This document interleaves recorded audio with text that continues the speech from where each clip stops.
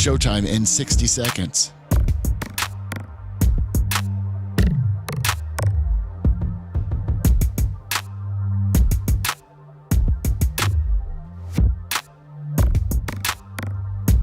"45 seconds.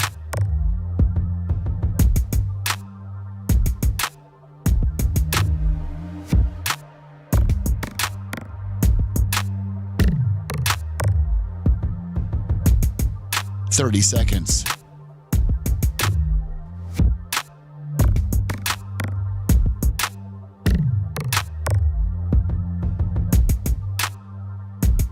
The show will start in 15 seconds, and this is your last audible warning.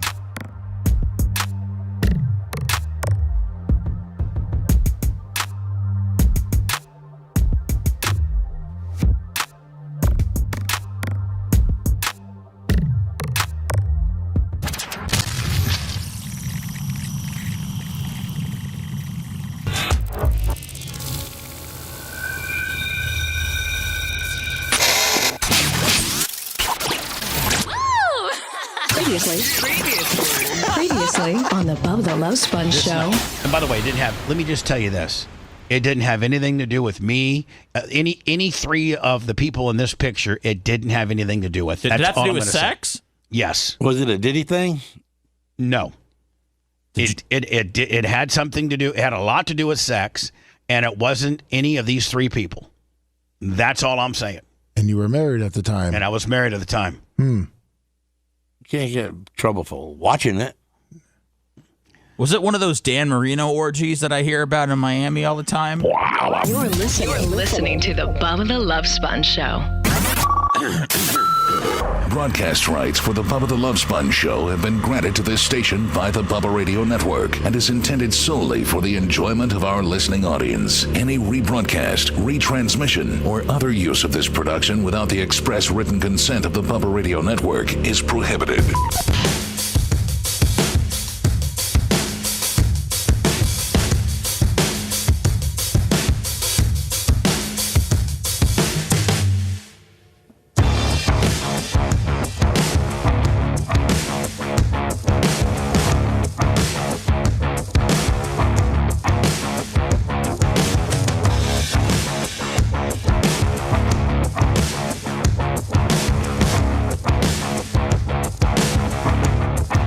Welcome, Monday, July 28th. What, today, tomorrow,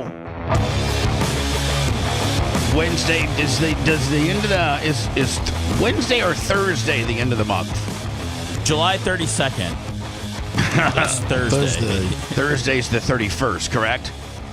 Yes. Yes. So we have 4 days to make it up. 4 days to get hot. 4 days for you to help us out a little bit.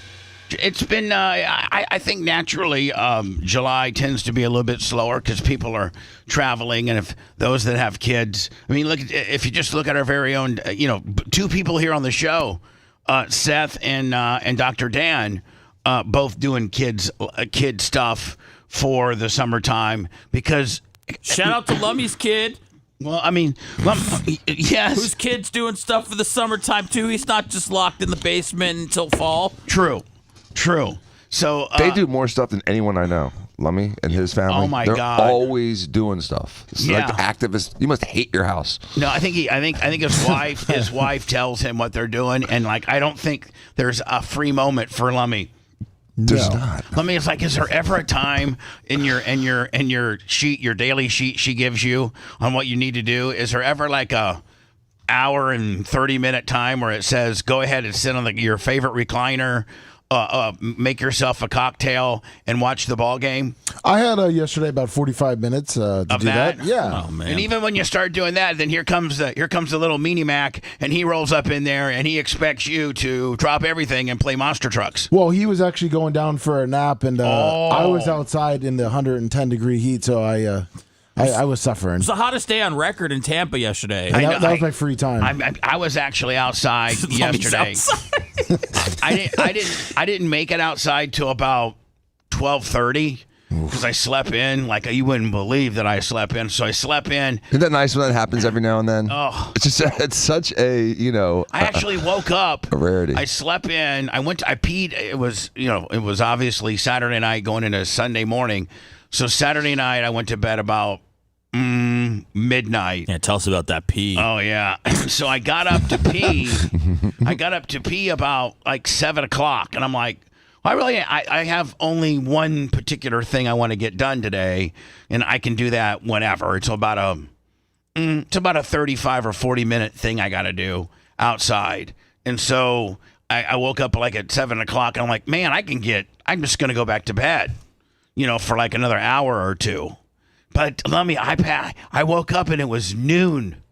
I don't know what happened. I was like, oh man, I feel like I've blown half the day away, which I had. So then I got up and I put my some old crappy shorts on and an old crappy shirt on because what I'm doing is kind of involves getting dirty. The Fat Pig, $10. Who, the Fat Pig? The Fat Pig. It's a wonder to say the Bubba is. We 76, $20. Thank you. PayPal, Venmo, Cash App at the Bubba Army. And I open the door I get ready, got my shoes on, I got my little sun hat on, Lummy. I didn't put any SPS on, but I probably should have. And I go and I open the door and it literally felt like a furnace. I walked outside and I'm like, I can't remember walking outside and it hitting me. Listen, we live in Florida, so we're used to hot weather. We really are. We're used to it. But we are, I think, sensitive enough. I think we've been around Florida, all of us, long enough that like 2, 3, 4, 5 degrees, we can feel it. And so normally, Lummy, when you'd probably walk out on a Sunday in July, it'd be about, 93, 94, something like that. Yeah. Yesterday I walked out, it was 100. And I was like, oh my God. It's noticeably hot. It was just like, oh my God, anybody else have to do anything? And my 35-minute project, Lummy, turned into like 15 and I quit because I was like, I can't even do anything without sweat getting in my eyes. Like, I can't even do anything. You can't even walk without sweating. Yeah.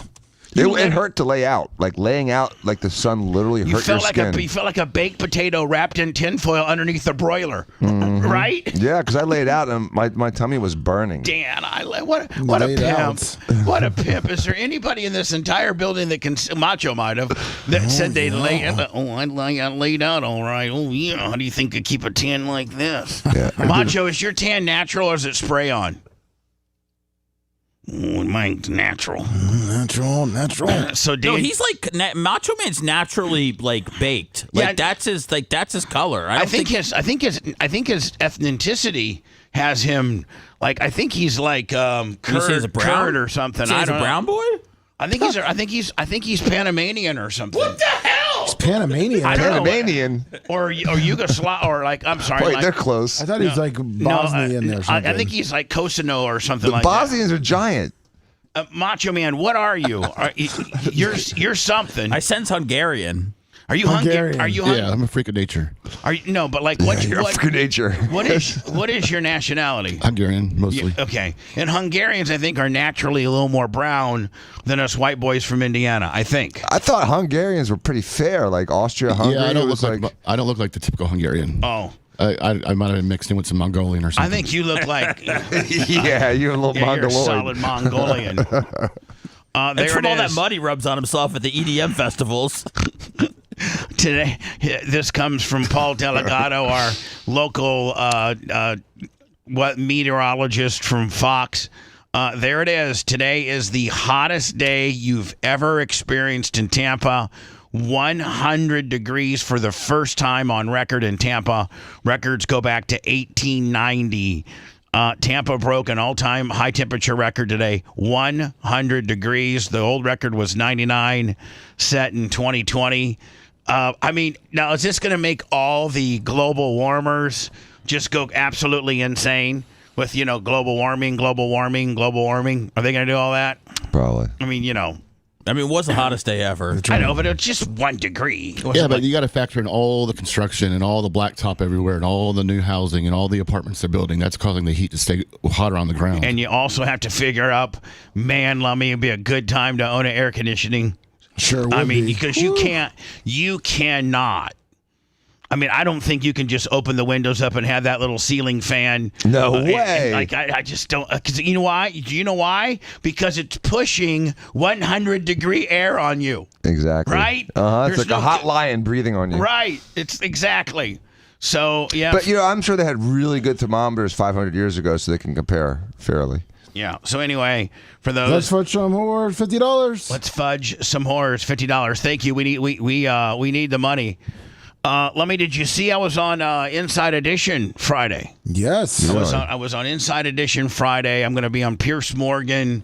I don't know if I'm on the television show or the podcast, but I'm on Pierce Morgan. Really? Yeah, today. Oh man, I was joking about Pierce last week. That's cool. No, yeah. I'm on. Oh, Lummy, I hate to get squirreled, but the Rays just might as well I think they've already given up. Yeah, they're not playing too well. I mean, How does it happen? I don't know. They at one time 162 games. just right before the All-Star break, they were the hottest team in baseball by far. And then now they are the worst team in baseball. Yeah. Like it's not like we lost a major. Remember when St. Louis used to have, Mark McGwire, and when he would be out of the lineup, that would make a big difference. And there's a lot of guys obviously, who's Shohei. If Shohei's out of the lineup, that puts the Dodgers at a distinct disadvantage. And the guy from the Mets, and Aaron Judge from the Yankees, who's hurt, by the way. But Lummy, we went from being a game and a half out of first place in our division to we're 10 games out right now. We're missing one guy. Who? Lowe. He's never playing. He hasn't played like he used to. There's 2 of them, and one of them plays sometimes, and the other one hasn't been playing, and they've been losing since he's been out. Lummy, is Lowe hurt? Yeah, he's a little tweaked up. They're just not being consistent with the pitching. If the pitching shows No, up, it's our second round of pitching. It's our middle guys. Well, yesterday, that's why it was a 2-1 game. But yeah, I mean, it's everything. I mean, we scored 5 runs for the whole series against Cincinnati. I mean, that's hold on. We didn't get swept, but we got 2 out of 3. Oh no, we got swept. No, I'm talking about the White Sox. Oh yeah, one of the worst teams in baseball. Seth, don't get mad. One of the worst teams in baseball rolls up in here and takes 2 out of 3 from us. Yeah, I don't remember the last time. Reds come in here and sweep us. The White Sox scored as many runs as they have all year against us in the 3 games. Yeah. It's horrible. So anyway, I'll be on Pierce Morgan today, and I'm gonna. He normally does like debate type stuff. Does he have other people joining you? You don't know? I don't have no idea. Oh, wow, okay. I have no idea. Oh, so you don't know if you're going to be like on a panel? I have no idea. There's like, hey, can we send a Zoom link to Bubba at this time on Monday for him to be on the Pierce? I don't know if I'm on the television program or. Well, I think his podcast might be I don't know. Yeah, the Uncensored. Yeah. Yeah. What time is it? I'm not going to give that out. Oh. I'm just going to say, Do you have your spot picked out for where you're going to do it at? No, not the really. massage chair, Lummy, you thinking? Why don't you do the big Bubba Army table? I haven't really given it a lot of thought. I really haven't given it a lot of thought. The Bubba Army table would be great. You've spent all that money and all that time and all that effort on it. They're not going to see the Bubba Army table. They're only going to have a close-up of me when I was doing the Inside Edition thing on Friday, and I had they wanted to do it, Lummy. I thought they'd want to do it on Zoom. Inside Edition prefers to do it over the phone if you have like a tripod, and then they like move it all around how they want it and what have you. So Dan, they position your camera, the feed that you're sending them, they position it the way they want. And I'm not going to be able to show a wide angle of the Bubba arm. But your backdrop would be all those Hall of Fame busts, which would evoke a question from him. What's that behind you, Bubba? And then you get to talk about your show. I might do it. I sent you an example of him doing a one-on-one on his podcast, so you can see how much background you're going to get. All right, so this is what. Are you going to offer a merch crick? For what? Just as like an offering. Just go up a little bit more. Stop? Respecting his fame. Where, like, right? No, if you fast forward it, he does like a one-on-one from a Zoom. They'll be calling him to do an interview when Pierce Morgan dies. So this is what I'm gonna probably have something like that. Right? Let me something like that. Yeah. Yeah, have the busts behind you instead of a plant and a bunch of books. Dan. Thank you. Let me go and tell you how to do your job today. I'm giving you a suggestion, and you love giving me suggestions. I don't give you suggestions on nothing. Yeah, you do on everything. Well, how I brush my teeth to how I wipe my ass. You give me suggestions on everything. I do not. Yes, You're such a liar. I know you're such a Dan, straight liar. You need to fold it better. I don't use toilet paper. I blow it off. I have the best ass wiping technique of all. And if you'd listen to me, you'd get one. And that's a bidet. You know how much mileage it keeps off your butthole? Do you know how? Think about this. You are a doctor, and you know when you rub something a lot, it wears out. Yep. Okay, then. So if you could steam clean it instead and just use nice warm water to take it all to clean it. Let me ask you a question. When your Ferrari or your Lamborghini or your Cybertruck or whatever the hell you're sporting now, some, none, or all the above, when they get dirty, do you go and take a dry towel and wipe the dirt off, or do you instead get a hose or a power washer and rinse it off? I understand the analogy perfectly, Bubba, and I totally agree that dry toilet paper is barbaric. I'm just saying I got PTSD. And after What's that, PTSD? PBSD, and it's after I burned my taint on a bidet. I'm afraid of bidets. That's why you don't get one with like Steve does that comes with heated. You just so my testicles can take a cold plunge, and that's not so bad itself either. Because you know why, Dan? Where do you carry a lot of your heat?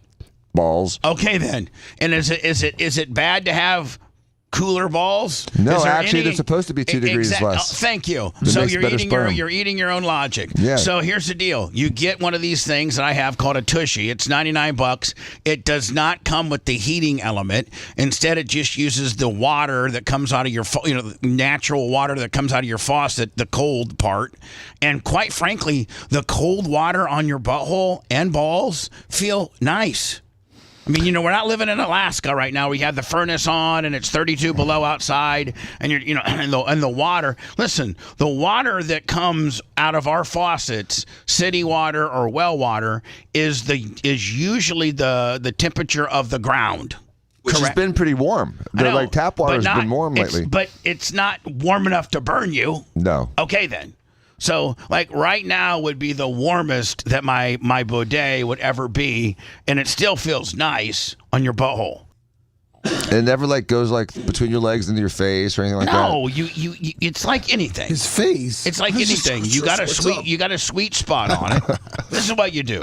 You got to aim it. You have an aim. No. It's like a joystick. Captain Creamsicle, $100. Oh my God! Thank you, Captain Creamsicle. I need 4 good days. I mean, I'm not trying to say anything, but I mean, I need 4 really good days to be able to close out July. Like I was getting back earlier, a lot of people travel during July. Your routine gets messed up a little bit, and everybody is just. I can't believe that they're already getting ready to go back to school. Yeah. This past Saturday, Titus O'Neil, along with Jeff Girigante and a bunch of other people, had that whole, give underprivileged kids at Ray J Stadium. Remember, they had they did. I think it was backpack giveaway. And so within the backpack giveaway, they had 30,000 backpacks for underprivileged kids. So these kids, I don't know how they qualify, or you just roll up. Maybe, I would think that maybe you just roll up with some tattered clothes and things like that. You don't want to come rolling up with your. You have to look like a bum. You have to look like a bum. Yeah, but I don't think you roll up with a Maserati. I don't think you roll up. I don't think your mom and dad roll up in their Beamer and you're walking out with your Gucci shorts and your Louis Vuitton this and that. I think you gotta roll up. It's really a Hyundai with a Beamer sticker on it. So. They give away 30,000 backpacks. They just did this past Saturday. It's really nice. 30,000 backpacks. In the backpacks are all the school supplies you potentially need. They had a haircut. They had multiple haircut stations. They had dental cleanings, dental checkups, and medical checkups for kids that are getting ready to go back to school. And it's my understanding they go back to school in 2 weeks. Yeah, it's around the corner.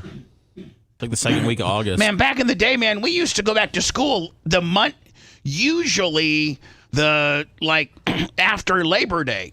They still do in the Northeast, and they probably still do in Indiana. Why do you think that the kids in Florida go back to school in August? Kids in Indiana don't go back to school, I don't think, till September. I don't think they want to air condition you as much. I'm not really sure, Bubba. I think it has to do with temperatures and back in the day. But we've been like that for a long time. That doesn't make sense. We're the most air-conditioned state in the country. But back in the days when they're making the school schedule, like when I was in elementary school, we didn't have air conditioning. So, Lummy, I got a text from our boy Shivering Sierras and Kenny Priz. Oh, yes. And he said that with the procedure, the cervical neck back deal, that he probably has done over 10,000 of them, and he wanted to know if we wanted to call him maybe sometime this week and talk about the complications that might have went down with the Hogan ordeal. And I said, yeah, you know what, Kenny, let's talk on the phone. Nice. And I might have him on tomorrow while I have Dan here, just because Dan's probably familiar. Now, did they actually, within the Hogan neck and back surgery, is there a name for? I think there is a name for it, because didn't Sky Lummy say the name of it? What he went through? Let me see if I can see if you can find it. And try to get like a disc replacement. Like what? A fusion or a disc replacement? It's called a particular something. And Seth, did you see the 10-bell salute they had for Hogan on Friday night? I did. Yeah, they were. Cody Rhodes said it. They said that, or was it Triple H? They said that he was a complex man outside of the ring, but they said that his contributions to WWE will never be questioned. That's a weird thing to say. Yeah. A complex man outside of the ring? Well, I don't know if it's complex. I think he was just beating around the bush about him being a racist. Yeah, and so the other thing is that one girl got in trouble, and I don't think she said anything wrong at all. Not anything wrong at all, and she said it on Fox and Friends. Can you find me that article? I forget, it was a girl. He had a major 4-level anterior cervical discectomy and fusion. ACDF. Discectomy. Discectomy, whatever. Discectomy. Okay. All right, so Dan... So they took out the discs and fused No. Tell us what the procedure is called, Dan. He had a 4-level discectomy and fusion. Right. Can you let me look for that girl that was on Fox and Friends, and she has to now take a step, like they want to cancel her, and she has to take a step away from social media. And I thought that she didn't say anything wrong at all, and that just goes to show you just how much a bunch of haters everybody is, and how they're just politics, really, really are in play with every particular thing. And even when you can't even in a classy type way disagree with somebody's politics in a classy way while memorializing somebody or something like that. I thought that, she's got this girl that I think she's currently on the WWE roster. I think so. And she, in a very classy way, kind of gave her opinion that she didn't quite feel politically the same way Hogan did, and then went on to memorialize him and said great words about him. And just because of that little, 2, 3, 4 second excerpt of her not agreeing with him politically, she's now, I don't know if she's on the verge of being canceled or... it's gotten so bad that she's had to step away from social media, and she's gotten all this hate. And when I first read the headlines of her, Chelsea Green? Yes, Chelsea Green. Yes, Chelsea Green. She's awesome. And so when I first read the headlines, Chelsea Green disrespects Hulk Hogan and might have to take a step away from social media and might get suspended and might get in trouble and cancel culture. And I'm like, man, she must have really lit Hogan up, right? Because I didn't know what she said. So I was like, man, she must have really lit, Hogan up. And then I watched it. Did you send it to me, Lemmy? You said it's on Fox and Friends? If you just look at what just type in Chelsea Green. I did Hulk Hogan. It was on Fox. It wasn't on Okay. Fox and Friends. I would just Google Chelsea Green's Hulk Hogan comments on Fox. So I was thinking, man, that she brought it. She brought it. My Lord, she couldn't have been any nicer and couldn't have been any more classy while still not necessarily agreeing and aligning with his political affiliation and how he skews politically. But like, you can't even do that nowadays. Like, you can't even say, hey, listen, although I didn't agree with his political stance, he was a hell of a guy. He was a legend in the industry. He would be on the Mount Rushmore of wrestling. He was a complicated person. Some people knew Terry Bollea. Some people knew Hulk Hogan. It seems as though he lived kind of maybe two different lives. But he certainly, and I think she even said, none of us wrestlers would be here today without the groundwork that he laid down. He took basically regional wrestling into a national spotlight in the 80s. Blah blah blah. Like, she killed it, except for like the first 3 seconds of what she said, and then now everybody is just full hot on her, and it's absolutely ridiculous. So while Lummy's looking for that, Lummy, I can't understand why you can't just find like. Well, it says while Lummy's looking for it, it says that Chelsea praised his legacy and reflected on her positive experience with him while briefly noting his polarizing political views. Yep, and it was like literally it was the first, like Seth, it was like the first 3 seconds when the Fox woman threw it to her, introducing her, and then threw it to her. She kind of just got a little something, just a little bit of heat. Just a like 3 seconds. I was seeing just CBS. That's why I'm trying to find Fox. Well, whatever. I mean, I was saying the CBS one. So that's what I'm saying. I'm trying to find the Fox one. Bubba, from Charlie Chaplin to Bozo the Clown, they're not always in character. And they have different lives outside of their media life. Well, that's not unreasonable to have. It's too bad that people can't. I don't know I don't know if. Okay, this is it right here. Okay, yeah, this is it right here. This is the story. So I want to watch this. And this poor Chelsea Green girl, which by the way, I think she might. I know she's definitely a Florida girl, but she might be a Tampa girl. I know she's Canadian. I think she lives in Orlando. Yeah, I think she does too. So this is just ridiculous. Like, they're calling for a hide. Let's bring in WWE professional wrestler Chelsea Green for more on all of this. Chelsea, thank you. You know what? My bad, because it was a CBS deal and not a Fox deal. I had you go down the Fox rabbit hole, getting impatient with you. He's saying sorry because you were wrong. Yeah, I am wrong. So I should apologize, should I not? No, I know. Let me apologize. Let me apologize. Let me apologize. Say, Bubba, I'm sorry you're wrong. I'm sorry that I'm wrong. No, that I found it. No, you wrong. need to say, Bubba, I'm sorry you were wrong, sending me down a rabbit hole, but I'm still sorry for it. I'm still sorry for that. Maybe go down a rabbit hole, but I'm sorry. No, you were dead on. It was my fault. It was not on Fox. It was on CBS. You had it all along. I am so sorry. I owe you an apology, and I'm apologizing. Thank you. Will you accept it, Keith? Yes, I'm sorry. Here we go. For more on all of this, Chelsea, thank you so much for being with us. I know this must come as a shock to you. Can you walk us through your initial thoughts when you heard the news this morning? Now, here we go. Here you go. I mean, polarizing political views aside, That's it. That's it. So that's the only thing that she said. That's what she's damn near getting canceled for. Are you sure that she's not getting canceled by the left for saying nice things after this? No. Just listen. No, it's this is what they're mad about. This polarizing political views aside. That's it. Polarizing political views aside. 4 words is what everybody's freaked out about, trying to get her canceled. Listen. Walk us through your initial thoughts when you heard the news this morning. And Dan, I think that actually, quite frankly, is a nice way of saying I didn't align with him politically, but I think everybody has every right to say that.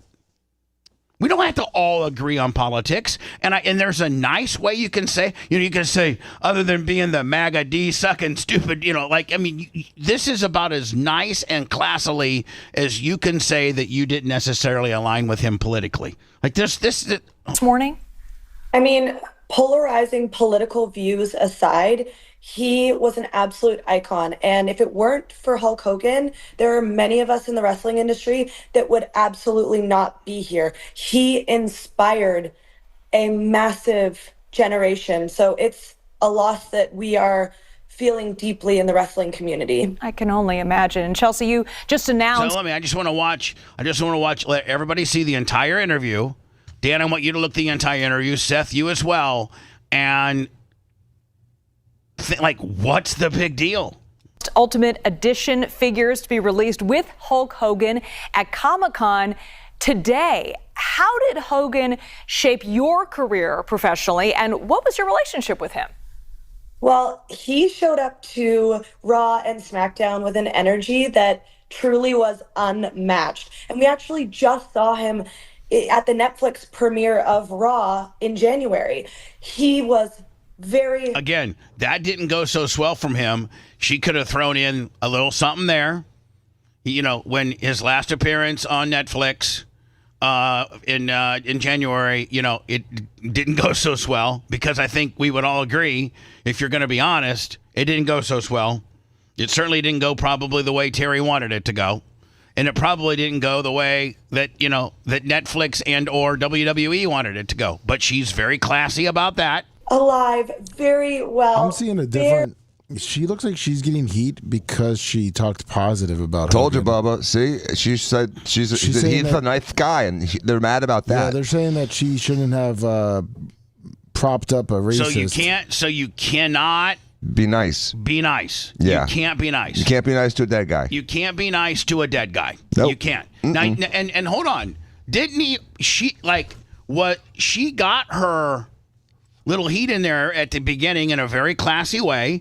The liberals and the left should like the fact that she started the whole conversation with, polarizing political views aside, which says, I don't believe with him politically, correct? I mean, she just didn't drink all the Kool-Aid. She got that in. I sent you her last, one of her last posts before she stopped going on social media. Just full of spirit and energy. And all this is true. He had all the spirit. He had all the energy. He's one of the icon. He'd be on the Mount, probably would be on the Mount Rushmore of wrestling. Why wouldn't he be? So why would she be in trouble? That's the Hulk that I knew and I grew up with. My husband is a ride or die Hulk Hogan fan, and so he's definitely feeling the loss today. I can only imagine that my coworkers are, taking it very hard as well. And I know he was very supportive of female wrestlers as well. Do you have a favorite memory? All right, so it just goes on and on. It's a big ass kissing fest, and the little bit of heat. You sent me one of her last tweets. This one or that? This one, bottom one, yeah. The bottom one, yep. Okay. So it's just, God, we live in such a cancel society that a guy can't even die. Now he's a polarizing figure, and he got himself involved in some stuff, all of which is probably pretty much my fault, or I had a hand in it, and you can't even. And here's the deal: she's not just some cute chick off the streets. She's on the WWE roster, and it's my understanding, Seth. I don't really keep up with what's going on, but she's over. She's really a popular person over there. No, big time. A significant part of my role at WWE, this is from her, involves engaging with the public and responding to questions, often on live platforms. Yesterday, I was asked to comment on Hulk Hogan on live TV. Let me be clear, my stance on racism is unwavering, and I do not condone it, period. It is my response. I think this is what is getting her the most heat.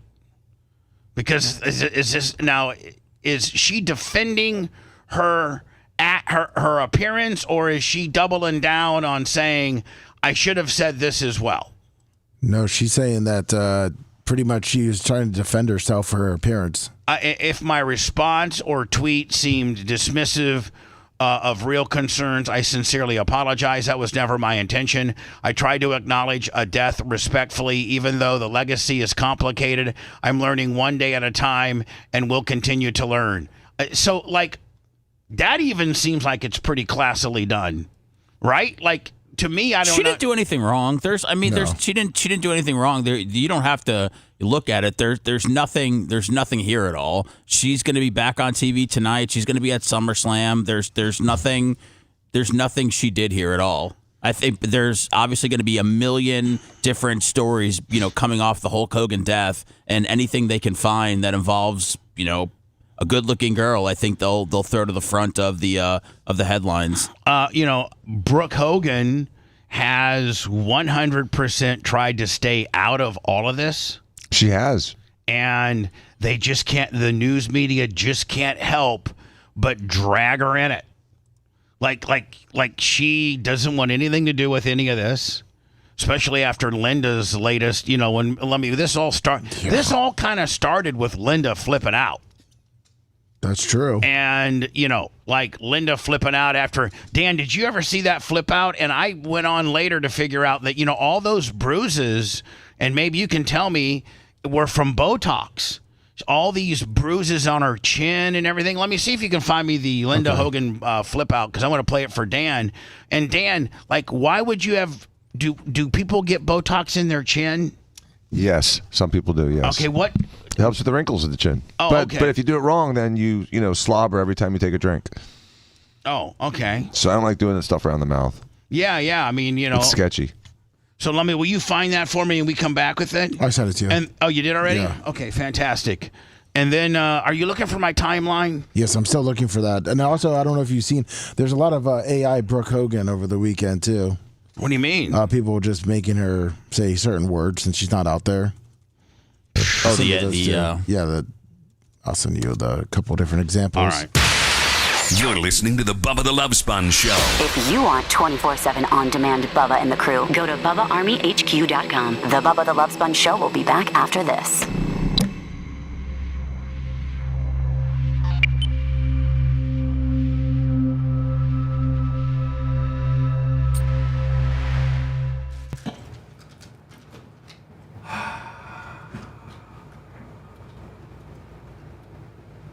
Kevin Hazlett put in his post what a great father Hulk Hogan was, but I was wondering if Brooke would feel the same way.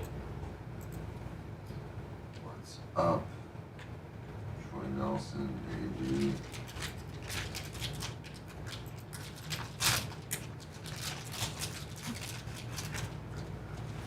I think Brooke Hogan would say yes and no. Hey, Fat Pig.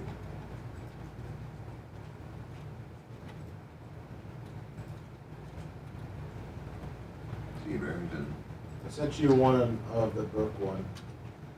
I sent you the Linda one and the Brooke one. Okay. It's a big buck. I'll cook. Barrington. These motherfuckers better leave Chelsea Green alone. No shit. Poor thing didn't do. Poor thing couldn't have fucking handled it any better than what she did, and they're fucking. I think she did wrong is mispronounce her S's. Other Other than that, it was clean. I was completely in shock. This morning, That Dad big. passed away. Jeff Pearson. When I found Oh, out no. that his heart had stopped, I was completely in shock. The superhero who could lift Andre the Giant with one hand finally lost to time. I remember when I was little, seeing him in the ring with his red bandana, commanding the crowd, making so many people go wild. But everything changed after this morning. Man, Lummy, is that just one of them, or is that all of them? That's one of them. Is there another one? I'm trying to find some more. I saw AI of a bear jumping on a trampoline. Oh, that's real though. Okay, Did you see the raccoon ones? I'm by myself today.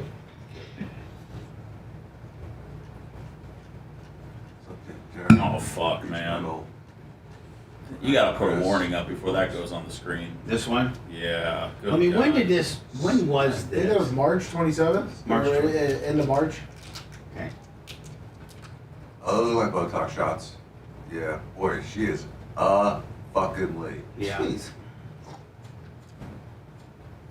Get dessert. What?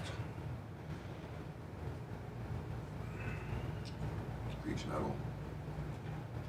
Now, let me find me that reel we got of me, that very first reel that the very first day I came out, where I said he was on his deathbed and the family's been summoned.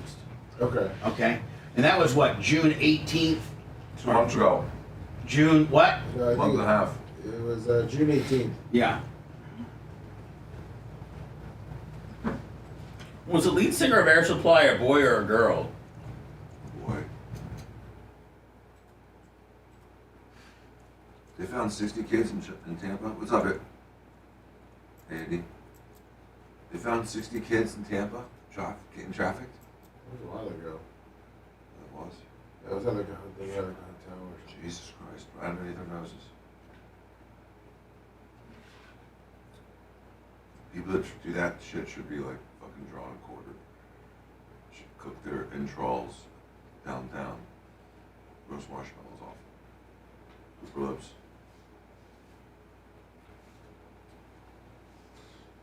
She post that picture. Oh yeah, dude, Bear. I'll I'm gonna repost it today because That's very good.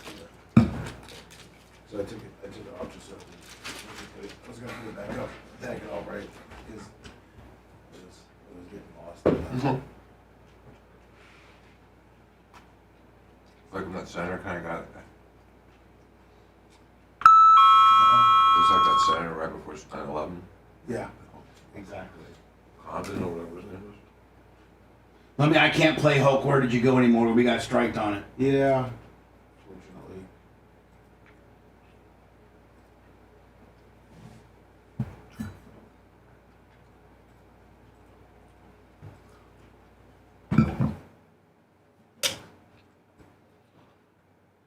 If I hear one more Aerosmith, maybe one more. Essentially, that was Brooke one, and then I'll send you the Hogan one. Now the timeline one. The Rubs. Alright, I sent both of those to you. Okay, you sent me. I sent you another Brooke one.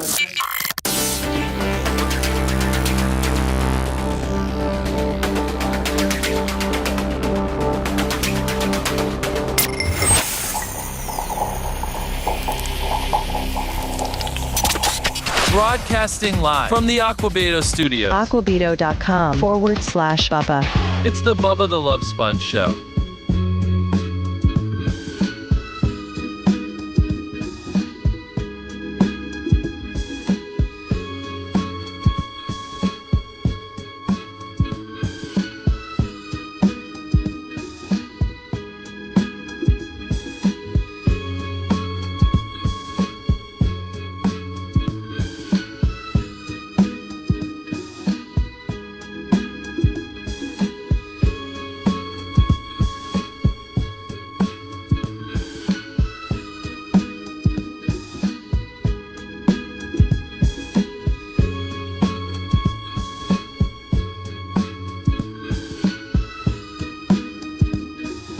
Getting so much ready. So sorry.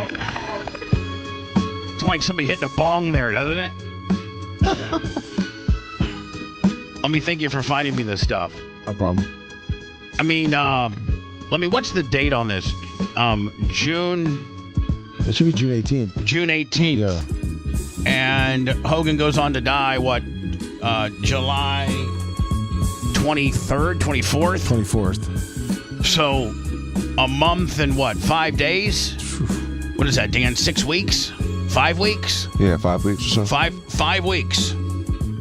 And although it was a series of hills and valleys, porpoising, if you will, you know, I think inevitably what I say, if you did, I think actually, Lummy, my most accurate report that I was getting from my insiders was here.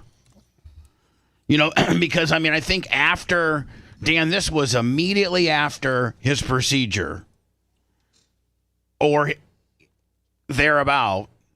And I think they knew, like, Dan, when you have complications from that procedure he had, which is called what? Go ahead. I asked you to learn it.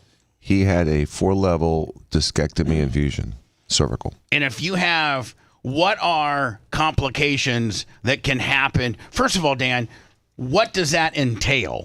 So just like speak in layman terms, a guy driving a truck in Warsaw, Indiana, like kind of give us like a layman terms as to what that means. Well, based on what Lummy said, that would mean that he would have 4 of his cervical vertebrae fused together after removing the 3 discs in between. So, but hold on. Graft. So cervical vertebrae are in your neck, correct? Correct. All right. And then the spine in your neck, having 4 of them fused together after taking out the discs. And when you fuse, you ain't moving.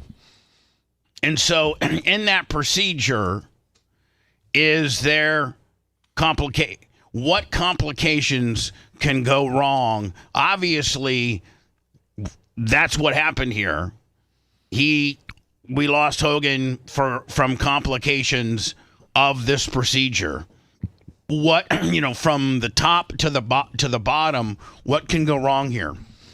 Well, first of all, let me ask you this: what does it entail? Guys laying there on the slab, you and Kenny Priz are there ready to do the surgery. What does it entail? To me, I was told that it involved cutting through the front part of your body, not they don't go in from the back; they go in from the front. A lot of times they do what's called an anterior approach, which sometimes a general surgeon will do the approach for the neurosurgeon. And they dissect between the neck structures and the muscles. So like kind of between your neck muscle on the side and your esophagus and trachea. All right, so you're talking about get to the front of your disc. You're talking about like to the side of your neck a little bit? Yeah, like 1/3 over. All right. So yeah, right there. Kind of like in between your mouth and your ear? Yeah, like halfway down your jaw, like right between your windpipe and the muscles next to it. Right. So kind of like, again, like that real estate between your mouth and your ear in that area, that's where they go in. Mm-hmm. Okay. And then what happens from there? They go in. They start moving things around and stretching things to the side, and then they take out the disc, which is the little sort of rubbery thing that separates and cushions the individual vertebrae of your spine, and then replace it. Then they put bone graft, and they'll put hardware in there. And between the two, it fuses or locks those bones together, so you don't have the pain of disc disease, which causes nerve compression. Now, there's a couple problems. Go ahead. You're stiff. Meaning you don't move. You're stiff neck Willie? Yeah, you're stiff neck Willie. A 4-level fusion is going to cause significant stiffness. It's also going to cause a lot of stress on the vertebrae above and below it, because then you have to do extra work. But the problems during surgery could be, you can have problems from the anesthesia. You could have respiratory problems from the ventilator. You could have bleeding, and you could have nerve damage. Now, that being said, or an infection. You absolutely, that's a major surgery. 24 hours after that surgery. 24 hours after that surgery, I think if you were a general surgeon or a surgeon like our boy Shivering Ciro Diz, you would flip out, come unglued, and I've seen you lose your crap. If a guy that just went through that procedure told you tomorrow I'm on a private plane headed to Green Bay, Wisconsin to do a 4-hour Real American beer signing where I'll be on my feet for 4 hours, and then from there I'm going to Waukesha, Wisconsin. I got 5 beer appearances to do this week, all of which requires me to stand up and sign.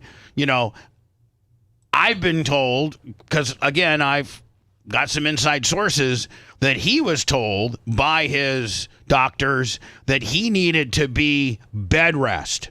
Like he needed to be, the only time he needs to get up for a week or so was to go to the bathroom. And that is if they didn't have him cathetered and or he had one of those Whizzinator, he could just, pee in a little can kind of gimmick. And so would you come unglued if the guy that you just did that most major of a surgery was saying, tomorrow, doc, I'm going on a world beer signing tour? Yes. And so, what would be the rest time you would put? Like you'd say, okay, now Terry, you are not You're not to be active. You're not to be going down to your karaoke club. You're not to be touring the country for how long? I was told from my sources 4 weeks. Well, certainly after a big neck fusion, 4 weeks would be the safest. I certainly wouldn't let them do anything significant for 5 to 7 days, like not even like go to the mall. So you're saying you're saying like a week you're in bed. You should be like, yeah, you should just be getting up for only emergency stuff, right? You should be having a very sedentary time. So the blood vessels don't seal up for 5 days, so it takes 5 or 6 days for you to like lower your risk of bleeding. So when they did this procedure, do you think the doctors knew they had messed up immediately, or do you think complications arose thereafter? I'm a little confused, Bubba. Did he like get the surgery and then try to get up and go to Wisconsin or something? Yes. He was. So the surgery went fine, and he had a complication after. They said that he got the surgery. I think you can find reports on it. And I know that I was told, but I know that you can find reports on it as well. If you do, send them to me, where he was up and already doing personal appearances within 24 hours of this procedure. He did this to himself? And so you're saying, Dan, there's a chance where the doctors nailed it. And he screwed it up himself. And by, traveling at 37,000 feet on a private plane and staying in hotel rooms and wearing yourself out and stink. Because listen, the one thing when Hogan did appearances, I know this because I did them with him I always wanted to sit down. Yeah. But he's like, no, brother, you got to stand up. That way you're always taller. Terry, I'm not 6'6", I'm 5'10". That way you don't look as powerful. And he was always, listen, he knew all the gimmicks. Stand so you look bigger and stronger and meaner and what have you. But, and that's probably good for a healthy Hulk Hogan. Hey, But did Hogan, did he crave the attention? Like, was it hard for him to be at home because he's so used to people going crazy for him? Because I know how wrestlers, it's harder for them to give up wrestling because of that high they get. Did Hogan have a hard time giving it up, or was he just always just on the grind because he wanted to make that money? A. And because he had never, since the time that he got in wrestling, he had a lot of pitfalls and a lot of, porpoising in hills and valleys. But, he was, Hero Matt, I think it was Hero Matsuda, when he first went down to the Sportatorium to train, broke his leg on the first day that Hogan went down to the Sportatorium and told him he wanted to be a pro wrestler. Back then, they would try to hurt you. When a new guy came in who knew nothing about the business, was green, a frog, and wanted to get in the business was so sacred and coveted, Seth, that they would try to run you off. They would try to literally, just physically run you off. So his first day, he had to do and by the way, this has nothing to do with wrestling.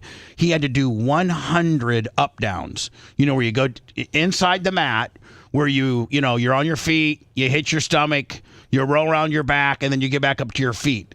Hiro Matsuda made him do one, and that, by the way, that has nothing to do with the business. You know what I'm saying? Made him do 100 of those, then made him do 50 squats, then got him in the ring and broke his leg. Jeez. That was his first day. They broke his leg on the first day, trying to run him off. Because the business was so sacred. By the way, that's when the Briscoe brothers were running hard in town, and that's when I think Arn Anderson might have been down here. I think Paul Orndorff. was in Brandon, and Terry was this guy that was in this band called Ruckus. He was a bass player, and he was going to USF. He was going to University of South Florida to be an accountant. And then he quit doing that, and he went and worked in the Port of Tampa. Being a longshoreman. Working and running a forklift and unloading stuff. After his leg healed, after they broke his leg, he went and did that, and then he decided to go back.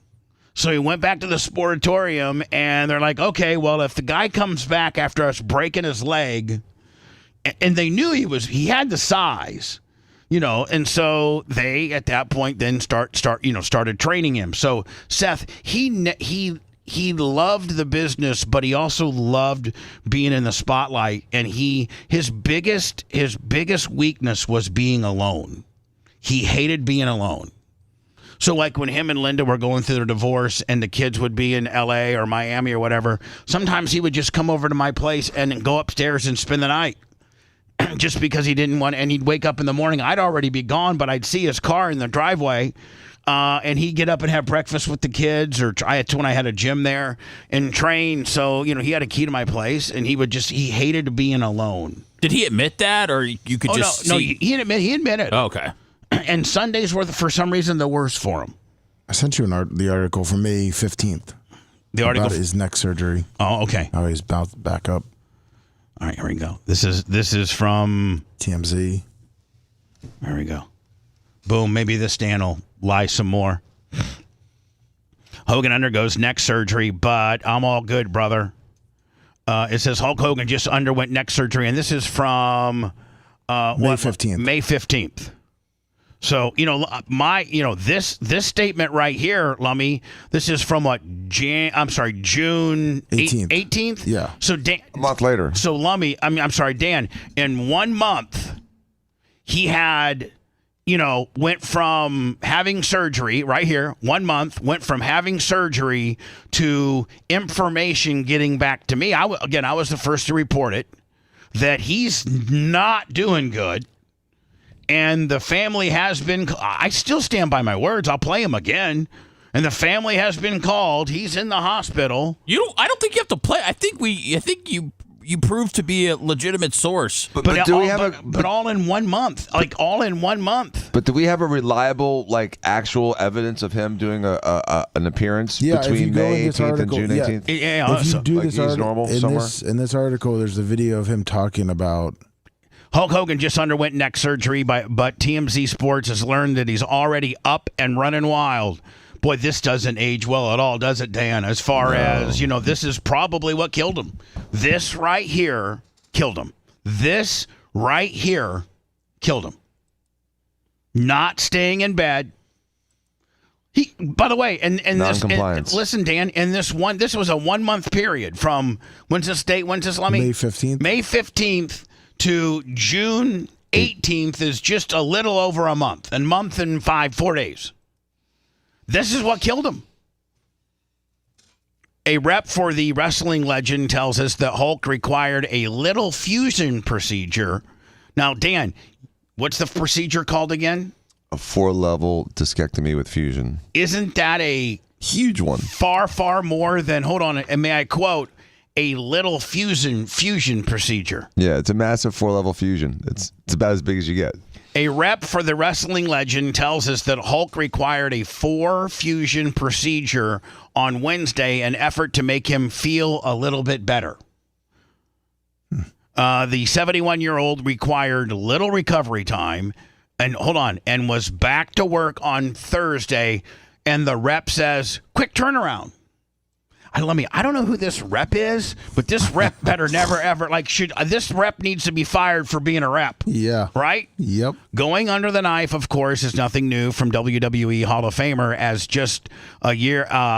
As just last year, he told Logan Paul that he had at least 25 operations from 2014 to 2024. Oof, that's sad. I've had 10 back surgeries, he said on the show, both knees, both hips replaced, shoulders, everything. Fortunately, he's bounced back from all of them, and it seems to be done. It seems to already be done the same with the most recent run-in with the surgery. Now, let me. Is this? I think that's him talking about it. Yeah. Yeah. So this is May of. Again, Dan. Dan, I think this is right after the surgery. I think he's in the waiting area after, like a checkup. Imagine being on a vacation for a very... No, I'm not getting these effing pre-rolls here. Doesn't even... Sounds pretty great, right? I mean, it's just like a dark screen. Yeah.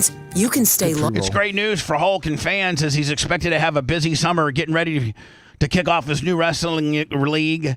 His beer, which is told earlier this month that he's all stoked up about. All right, let me see. Here we go after we get this. Today with Verbo... Oh, Jesus. We'll thank you later. We're up and running. We're on the crest of the wave, and we're on a crazy roll, man. It's getting nuts. Yeah, so tell us about this, Hulk, because if people are thinking, hey, this is Now, again, this is immediately, I'm assuming days after he just had, Dan, fill it in. A 4-level discectomy with fusion. Professional wrestling. This is WWE. No, this is not. This is freestyle wrestling or amateur wrestling, but on a professional level. And I mean, you can tell that he just got out of the hospital because he's not shaven the way he likes to. He likes to have his beard a little bit. He'll NWO when he went out when he started. He would NWO diet. Yeah, it looks pretty bad. Hulk. Tell us about what you got going on here with you and your buddy Eric Bischoff. Yeah, well, it all started out with the beer. The real American beer, just like the Hulk Hogan name. The Hulk Hogan's got over I'm trying to figure out where he's at. thousands licenses out there for products. We started out with real American beer. It was an open lane. One of the huge companies messed up their marketing plan, so I saw this open lane for a light beer that could bring America back together. So we started out with that new brand, real American beer. And all of a sudden, and the beer that could bring everybody together. Right, exactly. Because they messed up the first time. They messed up the marketing on the first time, so they brought me in. So Dan, here's the deal. If this is after his surgery, to me it looks like the surgeons nailed it. He's fine. He just needs rest. He just doesn't need to be. Dan, is there sutures involved? And like, what type of stuff do they do as surgeons on this procedure that would require you to rest so that it can heal properly and not be in and out of small private airplanes and sleeping in hotel beds and not having, a doctor by your side and recuperating, at home? Are there sutures that could be pulled? Are there, is there disc cement that could squeeze out? Like, what could happen, when we talk about complications here? Well, several things. First of all, the soft tissue is sutured back together. Sutures could pop. They probably so he has sutures in his neck now? Absolutely had sutures in his neck, yes. Inside. Right. But the bone graft, I mean, what you do when you do a cervical fusion, you take out the disc, you put this like cage or screws that connects all the bone together, but in between the vertebrae, you pack it with bone graft. That bone graft takes a few weeks to solidify. Otherwise, it's just like mud. Right, takes a few weeks to kind of turn into bone. Right? Yeah, to take, exactly. Otherwise, it'll just move around. Opportunities. So there's limited strength with the cage. And so if you do too much activity too early, arguably you could break one of the screws or the cage, which could cause an immediate collapse of your neck. You could also tear a blood vessel that was tied off. It sounds like, and nobody has. We're probably the only ones that are actually breaking down the potential complications that happened as to why Terry lost his battle and his life because of having complications from this particular surgery. And like Dan said, the cage that they built around the area had bone graft and needed time for that bone graft to set in. And when cage collapse, it's hard telling what. I mean, that's probably where he got his tear or whatever in his esophagus or in his windpipe or wherever, Dan, which it's my understanding that's kind of where the downward spiral started with something of that. Can you see that, Dan? Like if you were did he go in with a change of mental status? Did he go in because something hurt? Like he shifted and he had a problem and they had to do emergency surgery? Like there's a significant piece of this puzzle is missing, Bubba. Oh, that's right. But if you remember, I think what we're missing here is this is just right after surgery. No complications has happened yet. But you're right, Dan. There was a story. Remember, Lummy, that he went back in for a touch-up. Yeah, touch-ups. Based on a complication that he had from his initial surgery. And I think the touch-up was because he did too much and somehow did one of the following that Dan said could potentially happen. And at that point, Dan, the touch-up, there is no touch-up. I mean, there probably comes a point where they said, listen, we can't fix what he just messed up. Possibly, yeah. myself, my partner Chad Bronstein, we're always looking for that wild, wild west deal, and all of a sudden. And again, he's full of life here. He just got the surgery. I'm now seeing that this was 24 hours after his surgery. And he was this is called Avant Air. It's like a private airplane that's not around, it's only out west. So he's already probably in Vegas.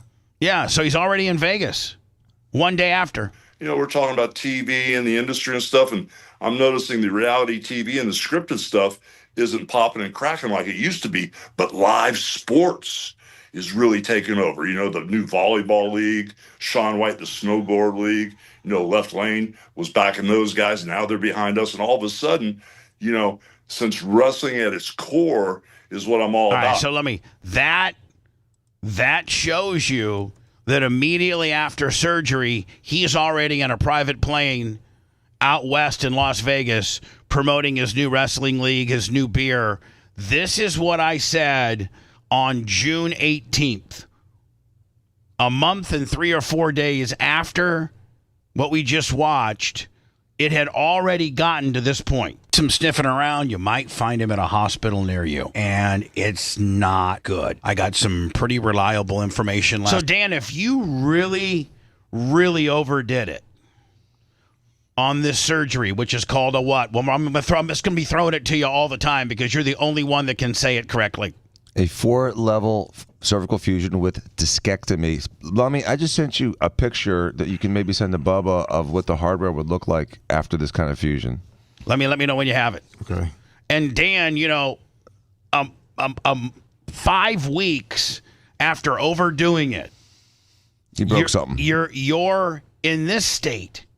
You're in this. And listen, I don't have to sit here now and prove that I was right because I was. It was dead on. Dead on. Even when it was this grave, my sources were telling me, hey, you better back it down a notch because you're freaking people out. But I'm like, well, what's the truth? And they're like, well, you're correct on what you're saying, but it's freaking people out. Yeah, that's why they don't tell us about aliens. That there are phone calls being made to various family members about getting to town to come say your goodbyes. Well, how reliable are your sources? Pretty damn reliable, but I still want to frame it, Seth, in case he got discharged last night at midnight, and I've not been able to talk to my sources since yesterday. The first day back into the hospital, checking himself back in because he overdid it. It had major and broke something. He broke something in his neck that was causing him not to be able to breathe. And I mean, like he literally, they thought they were going to lose him that day. And then Dan, the surgeons did something and made it a little bit better. But here comes the vent. Here comes all types of different machines that are very scary. And I know that you often, as a doctor, have told me that when they break out the vent, that ain't good. I sent you Dr. Dan's link. And, am I not right, Dan? I mean, yes, you're right. like absolutely, 100%. When they bring out the vent. Bad signs. All right, so Dan, show me here. Okay. Clint Robs, $10. So this would be a typical fusion of a spine, and this is not a neck. This is more of a lumbar. But what it's showing is that they'll put they'll put screws through each vertebrae, and then the screws are connected through another cage or through like a bracket. Now, and Dan, hold on, Dan, is this potentially really close to what he got? Yes. Okay. He had some sort of hardware that connected the bones together after the fusion, and so they're tweaky. Is this the shoulder area, and now this is the neck area going up north like that? Is that how that represents? Yeah, that would be. The other one's a lumbar. That's a lumbar fusion. This is a lower pelvic region. Right. So this is what we need to be looking at, right? Well, it would look more like that. Let me see. Go back over to here. Does that work, Dan? Yeah, it works great as long as you take it easy for the first couple of weeks. Man, it looks like hell. So Dan, where with regards, this is what Hogan got. Man. This is similar. And again, you know what? Nobody is breaking it down like this. No. Nobody. Not Fox. Not Dave Meltzer. Not anybody. Wait till you get on Piers Morgan today, and he's breaking down those CAT scans with you. Exactly. So Dan, this is probably something very similar to what he got. And so where is your esophagus in this overall scheme of things with regards to that? I'm sending you a different picture. That's more of a lumbar thing. It's going to be confusing. So the esophagus is right down the middle. Right down the middle, right here. Boom, right down the middle, right? Yeah. Now, did you get that second one, Lemmy? Yeah, it's gonna take a second. Okay. So I should get rid of this one? Yeah, get rid of this one. I'm gonna show you a different one. All right. Let me. I just wanted to show you what the hardware kind of looks like in an X-ray, and that is, screws and plates. And so when you take out the disc, you destabilize the cervix, or not the cervix, the cervical spine, and then the bone graft fills the gap. But until the bone graft heals, those screws are trying to hold everything together, and they're not that strong. They can break. They're made of usually titanium or stainless steel or cobalt, and they have a limit to their strength. And if they break or collapse, then you can get a sudden complication. Well, like here's this. the deal. You were also saying, though, that the bone graft and the bone stuff that they're putting in needs a certain amount of time to set up, or it's just gonna never coagulate and become hardened bone. Correct. If you're not being, somewhat sedative or sedated or sedative. Just kind of, Getting on a private plane and signing autographs and doing things like that's probably not sedentary. You want to be sedentary so it has a chance to heal. So this is what we're looking at here, right? Yep. And what do we look? Which way is the front? Which way is the back? You're looking AP or PA, meaning it's front to back, so you can't really see it. This looks like it's probably. The plate is closest to the X-ray machine, and so you're seeing the metal plate, which looks like 8 holes in it. This might be the mouth. That'd be no, it'd be front and back. That would be the occiput or the back of the head. Oh, that'd be the back of the head. Your skull. All right, so we're looking at the back here. Looks like the back. Okay, and this is probably what similar hardware he had, and the complications that probably happened was one of them screws broke. One of these screws broke, and at that point, could potentially get into becomes unstable. His neck is unstable, and so the neck is C1 through C8, and if you fuse 4 of them, that means you have to get to at least C5. But what we learned in medical school was C3, 4, 5 keep you alive because that's your breathing. So C3, 4. So there's a little nursery rhyme to it. Yeah. C3, 4, and 5 keep you alive. If you screw with 3, 4, or 5, it probably means not breathing. It hurts your breathing. So if he had a fusion that included C4, C5, which it would probably have to, and then he had a complication which may have pinched the nerve, then suddenly his diaphragm's not moving well either, which could cause later respiratory problems. Clinton Robs, $100. Let me. We will continue this. Now, Dan, they will probably do an autopsy, right? Absolutely. And will they be able to pinpoint exactly what happened? How does this turn into a cardiac arrest? Because if it breaks and there's a collapse, it could be massive bleeding, and massive bleeding can also create more pressure onto both your nerves as well as your arteries and veins and cause nerve damage as well as obstruct blood flow to your brain. Not only that, but then we got reports of not being able to breathe or expel carbon dioxide, not being able to get good breaths. Should he not have again C3, 4, 5? That's your diaphragm. So if his diaphragm nerve is damaged, he would not be moving air well, which would again contribute to him having high CO2 levels, because CO2 has to do with respiration. That means the ability to move the air. It has nothing to do with oxygenation. It's respiration. There's 2 different things. CO2 levels rise when you don't move air. Oxygen levels decrease when you're not getting oxygen into the blood, but not necessarily because of respiration. Seth, what were you going to say? I've totally forgot. So, Dan, they said they also, they could have injured his esophagus during surgery. Again, Ken Powers chiming in. Oh, I was going to say, but should he not have gone home? I think by the time they sent him home, they knew what they knew their hand. The second time or the first time? No, they sent him home a day before he died. No. What he's saying, what Seth is saying is initially, when you have a non-compliant patient, it's just like putting the cone on the dog after you operate on his ear. He tries to chew the cone off? Tries to chew the cone off because he can't help himself. Now, I've done surgery on over 10,000 people. Guys do not listen.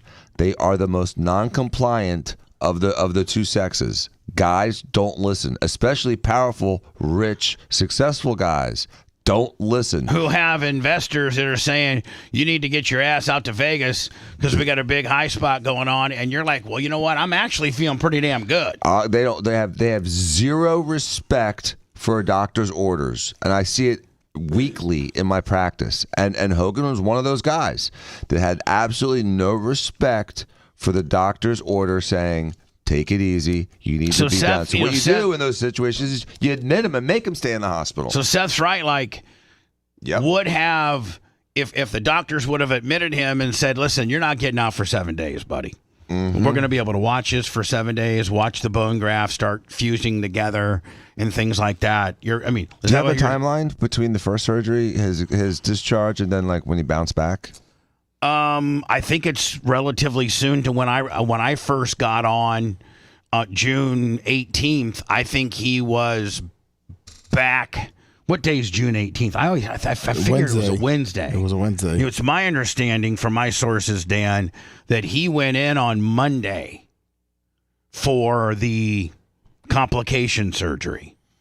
And after the complication surgery on Monday night is when the phone started ringing to family members. No, my question is this, Bubba. Between the first surgery and the second surgery, the complication surgery, how much time period elapsed? A month. A month. So he went a full month without a problem and then had a sudden problem? I didn't necessarily ask that question and was never really told that. I just know this, Dan, that when I got on the air on this particular day right here and said this, well, my sources are that, and I don't know it to be true, rumor has it, allegedly Hogan is in the hospital, and I've heard people say that he might not make it. And it should create a feeding frenzy amongst reporters in the wrestling. Now, this is, again, June 18th, right, Lummy? Yes. Industry and maybe even in pop culture to check this out, but he's not doing well. What happened? I think it's a heart issue. I've been told that he publicly talked about a neck fusion surgery. I don't know if it's complications to that, but my sources say that it is complications to that, and because within 72 hours of him having this semi-major neck fusion surgery, he's out promoting this new wrestling league. Again, it sounds like all my stuff's dead on. Dead on. Doing personal... Hold on. Appearances at liquor stores and bars that carry his new beer, and that he had no business of being out and about, traveling. You're sleeping in a hotel bed. You don't have the comforts of home. You're probably not eating as good as you should. I think the neck surgery was downplayed. A lot of people from Hogan's camp called it minor, where really it was major. If you did some... Again, that pretty much nails it. That's June 18th. And Dan... but you're not, the question is how much time elapsed from the first surgery to June 18th? 1 month. So he had his first surgery in May? Yes. We talked about that right here. When he was, isn't there a story? The TMZ one. Yeah, the TMZ story. May 15th. What did he tell Logan Paul that he's had, 15 surgeries in the last 10 years or something? Like 24. 24, yeah. So, Lummy, my sources were dead on. Yes. What they thought was minor was really major. He was up and going 72 hours thereof, and they're having complications from this particular deal. That's pretty brutal, though, Bubba, to go into the hospital for neck and back issues and to essentially not make it out alive. Some major spine surgeries. That doesn't big risk. That makes more sense to me. We've minimized the severity of it. It looks like to me, and I have to go into words so I'm not late, but it looks like to me that once he got his surgery done, Lummy, what you're claiming to be like the middle of May, right? Yeah. TMZ, we had that report. So let's call it May. What was it? May 15th, May 16th? Yeah, it should have been around May 14th. May 14th, he has his surgery.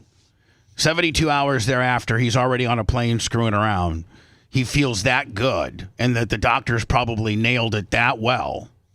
But he still has that bone marrow in there and stuff like that that's still squishing away and is not set up or coagulated, which doesn't, at that point, Dan, I'm assuming, doesn't give the screws anything hard to go into, right? The screws go into hard bone. It's the gaps between the screws, but the screws can break, just like any screw can break. And so he, I mean, if anybody wants to think this was a doctor's mistake, all you got to do is look at how well and how good of a shape and how well he was when he made that video of he just had one done. I'm gonna get back on. Like, he was doing great. It was all the wear and tear of the being on the road for the month that, I mean, Dan, you probably, I got to think that you turn your neck the wrong way, you sleep on your neck the wrong way, you know, take a jolt the wrong way. I got to think that is so all very sensitive that any and all of that could cause a complication to the point of needing to go back in and get it looked at and have what they called it, a redo. Yes. So he did it to himself.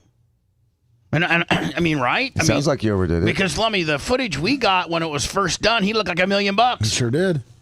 Oof. And then, 30 days thereafter, they're calling family members saying it's dire. It's not looking good. Sad. When I return, Lummy, here, I think this kind of started the whole downward spiral too. And the other thing is, Brooke is really catching a bunch of, I wouldn't say heat, but all these AI people now. Brooke's not said anything. Brooke has completely stayed above the fray on all of this. She just had twins with her former Pittsburgh Penguins husband.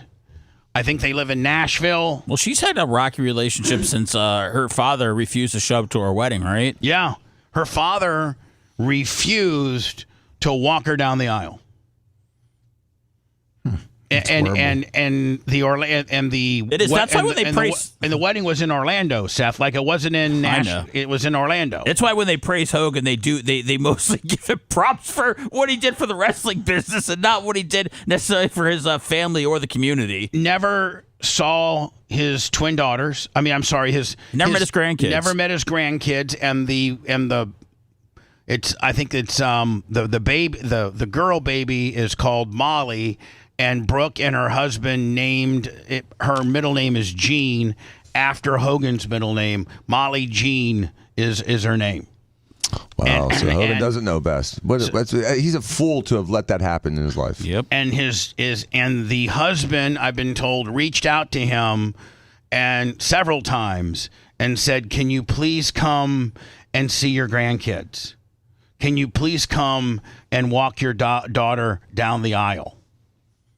And I guess he said he didn't do weddings or funerals. He only does. He'll do a book signing at the Piggly Wiggly. He'll do a book signing along with sell you a 12-pack at the Piggly Wiggly in Armpit, Tennessee. And he'll do a Fox and Friends interview on the couch, elbow to elbow, with Eric Bischoff, then the other guy that was going to get the freestyle wrestling thing off the ground, but can't make it to his firstborn's. And his firstborn's wedding. And not to see his grandkids. Did not even see your grandkids. That's gross. And hold on. Guess what? He didn't miss Nick's wedding. Nick got married. To that porn star Tanya. Yeah. Oh, really? Yeah, they got married at the K-pop tree. So do you blame Hogan or do you blame his wife? Sky. I blame Sky. Is Sky a bad influence on him? Well, has she been? I think so. Really? Well, I think she's a gold digger. I think she's a gold digger. They're married? And I don't know that they got a prenup.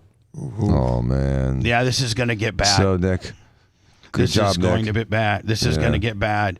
And now AI is making things that they got a picture of Brooke, and then they, AI as if she was talking and just saying, not horrible things, but she's not said anything. She's not said anything. But all these AI programs got her just saying all kinds of different things. We'll get into that next, along with this. and I don't mean to be Johnny Know-It-All, and I'm going to take Dan outside and tell him Deion's condition.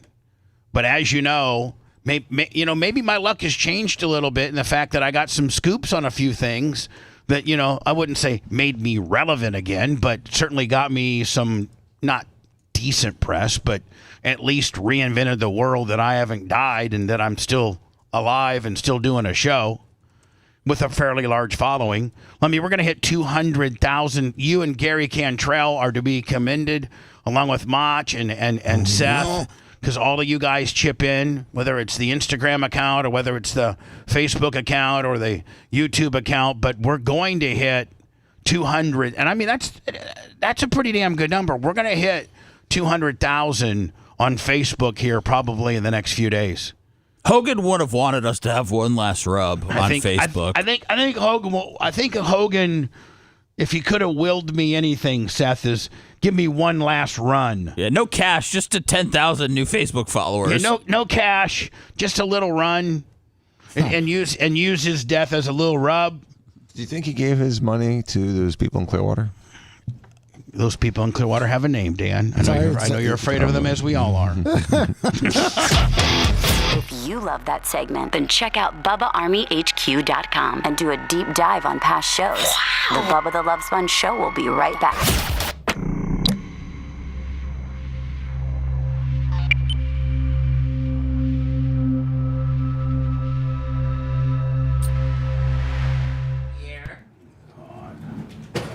What a zookeeper type fucking mentality. Let's have a celebrity death pool. We had to. Fucking Tukey. The guy in LA wanted to do that. I said, I don't think so. There was 3 of them though. Cosby's kid. Oh yeah. What's next? Cosby kid, Ozzy, and Hogan. What's next, Sparkle? Oh, we're already doing that too. Let's do a game every day. Games can be cool. Yeah, once in a while.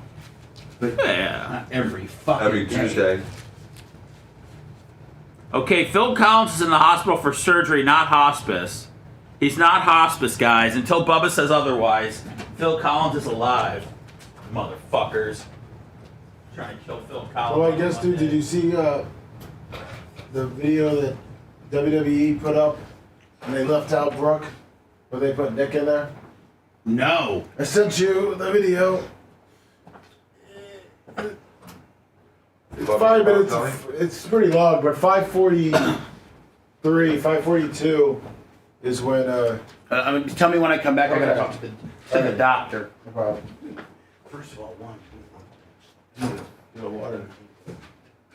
Need to make sure I hydrate. I gotta hydrate. I didn't hydrate enough yesterday.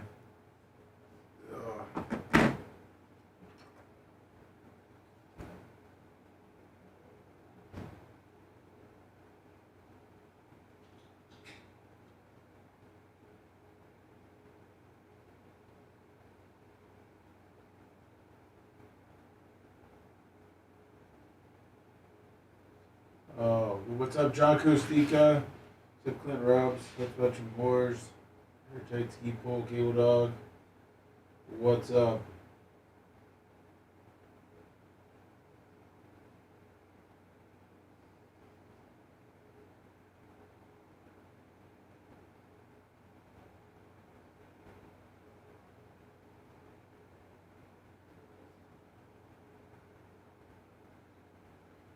It's melting, man. It's like 98.99 right now. What's up, Ellen Clothes, Organic Jean?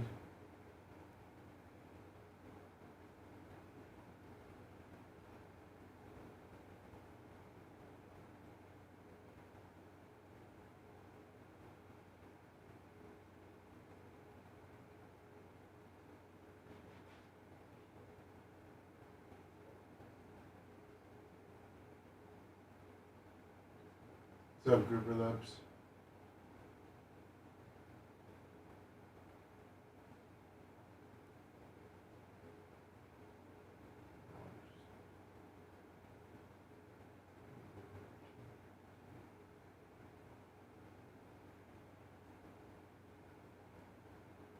water.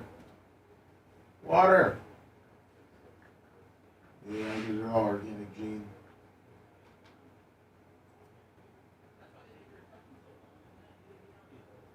R.I.P. Oh, Coach Scooter, I'm surprised you weren't already on that one. What's up, buddy? Oh, I just need some water. What's up, man? How you doing? I need some real American water. Is that Aquabeto? Of course. Well, did Mike Musio pay you? To say that right now on Hot Mic, yes. I didn't know. I thought Bubba talked about that during Hot Mic. Sorry, maybe I got a little loose with our business deal. I gotta, come on, man. I can't be getting it every time I say Aquabeto on the air. And that's another 10 cents right there. I can't find that timeline, by the way. Do you remember what article was in? I'll look. It was in like I've been going through it. It was in like the Sun. I mean, what did you send me, Bubba? It was like in one of the tabloid-esque things. It had a whole rundown. Okay. I'll let me look because I was googling Bubba's I name. sent you the WWE video where they show Nick, but they don't show Brooke. This one, is it right here? Yeah, it's from the WWE, and I think if you go to 543, it's where they showed Nick. Oh, there's the one.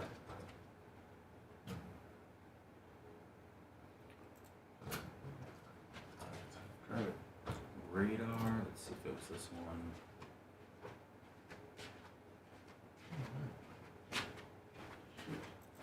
It's just crazy. Hogan never looked younger than 40. It's insane. Even in the old stuff. I'm not even being mean. It was the mustache.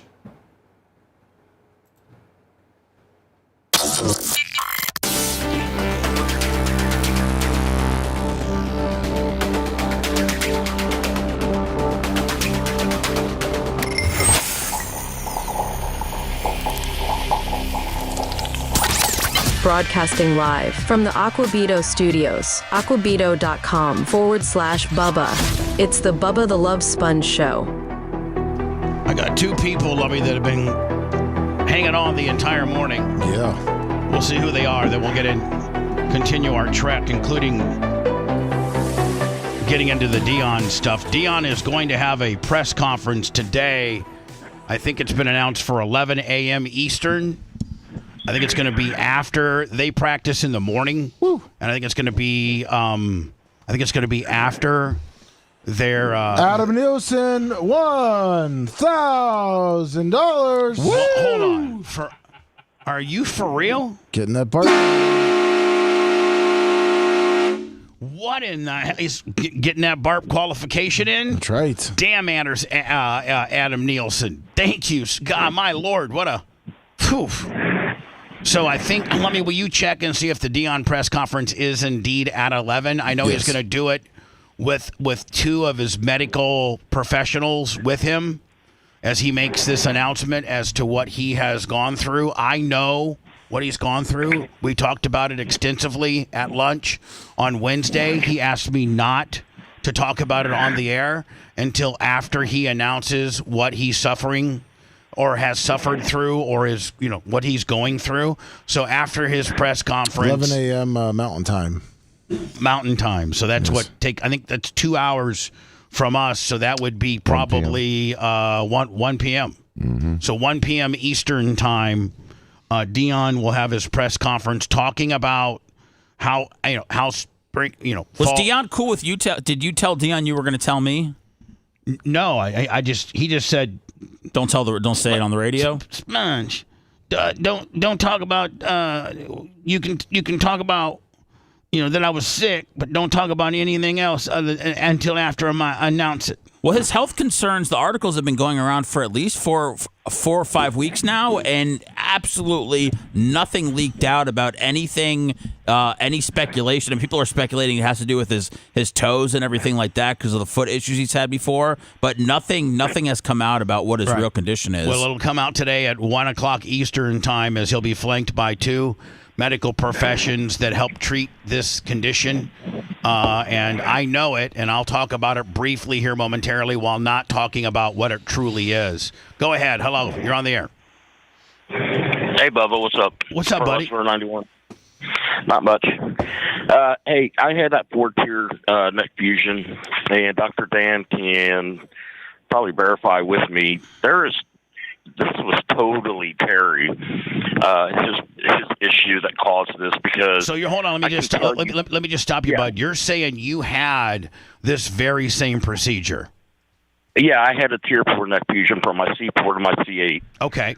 And so that includes 3, 4, 5, Bubba. Yeah, it's some C4 to C8, so that's called 3, 4, 5. Keep you alive. Right. And I can personally tell you, and Dr. Dan can probably vouch for this, the first 4 weeks, I was told and was made to wear what's called a Miami neck brace, I think it's called. Yeah, Miami collar. Does that sound right? Yeah, it's a soft collar. Dr. Dan? Mm-hmm. Yes. Yeah, and it really keeps your neck still because your neck, I remember I don't know, it was probably 4 days after the neck fusion. Now, I didn't go in through the front because that's more invasive. They went in through the back. They were going to go in through the front on mine, but they said that there's more complications that can happen through the front. And you know what? We don't know we don't know why. To me, it looks like they may have went in through the back through Hogan too. Right, which is less invasive, but still, 4 days after the fusion, I took the neck brace off just because it was like my neck was itching and discomfortable, and I just wanted to rearrange it.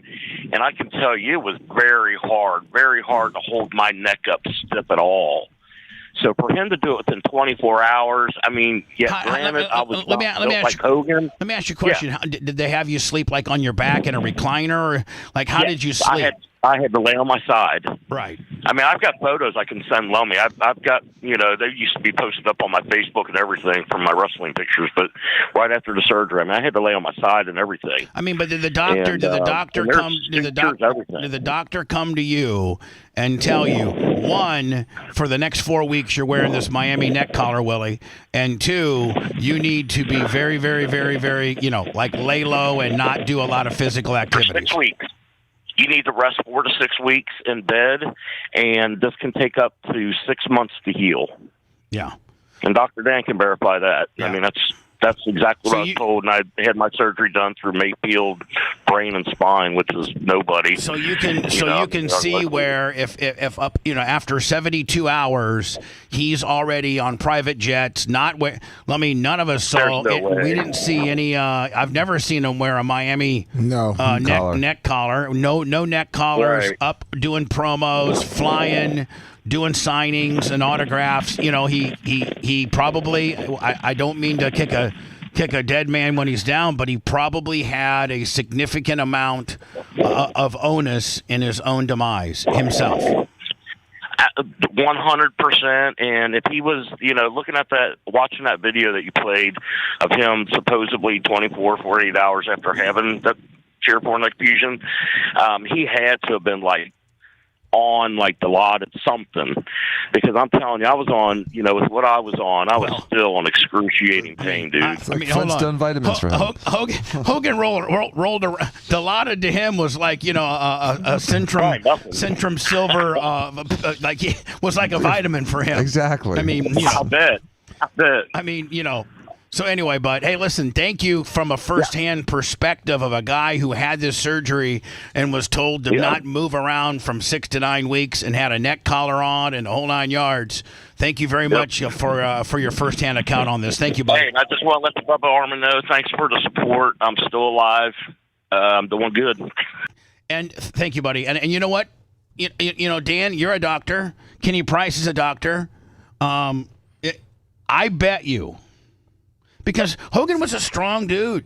Hogan was a strong dude and been through many surgeries, and probably did some irreversible damage to his heart with his anabolic stuff and stuff like that. But here's the deal: had he listened and got on the Miami soft collar neck gimmick and rested for 6 to 9 weeks, where he just did what the doctor said, Dan, I would think he would have not had complications because he didn't irritate or break something that they had did, and he probably would be with us today. I think that would be a fair assumption. I do too. Hi, who's this? You're on the air. Hey, Bubba, Dave West Palm. Hey, Dave. Hey, couple questions for you. Number one, I know you talked to Brooke before, but because of the thing that you did with Nick and kind of doing that job, cleaning the middle, have you talked to Nick or spoke to Nick? No, I haven't. No, I mean I don't. No. Mm-mm. That's a shame. And I got to get a hold of my lawyers, and from Jay to Kevin to Brian to Gina to Dan. I got to get to Mark Tate, whatever. I'd like to get that information out. I don't know how advantageous that is to me though, to get that information out. I don't really know. I don't think it is at all. Yeah. I think it's bad. I think it is too. I think you should drop it. I think I am. Thank you. So, well, the other question. I mean, listen, here's the deal. I did a job cleaning the middle for Nick, and I think vehicular reckless driving with bodily injury carries far, which is what he got, carries far less than vehicular manslaughter. I think. I think you being drunk compared to not being drunk.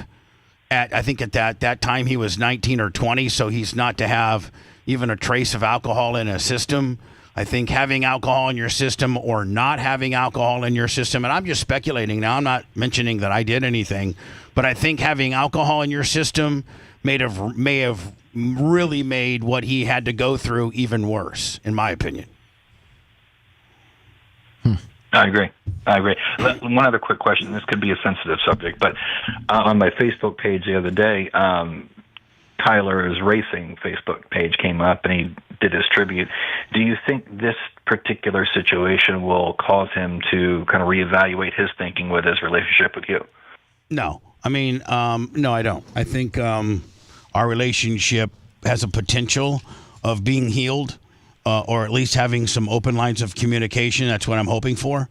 But I don't think that, him reaching out to Hogan and I don't think it does. I don't think it has a bearing on him. And I would hope it would, but it may not. So it is what it is. I hope it works itself out. I really do. I'm ready to apologize and do whatever it takes to have a relationship with my son. Could you do without the updates about what Tyler posts on his Facebook page? I could. Okay, I can do without that. Sorry.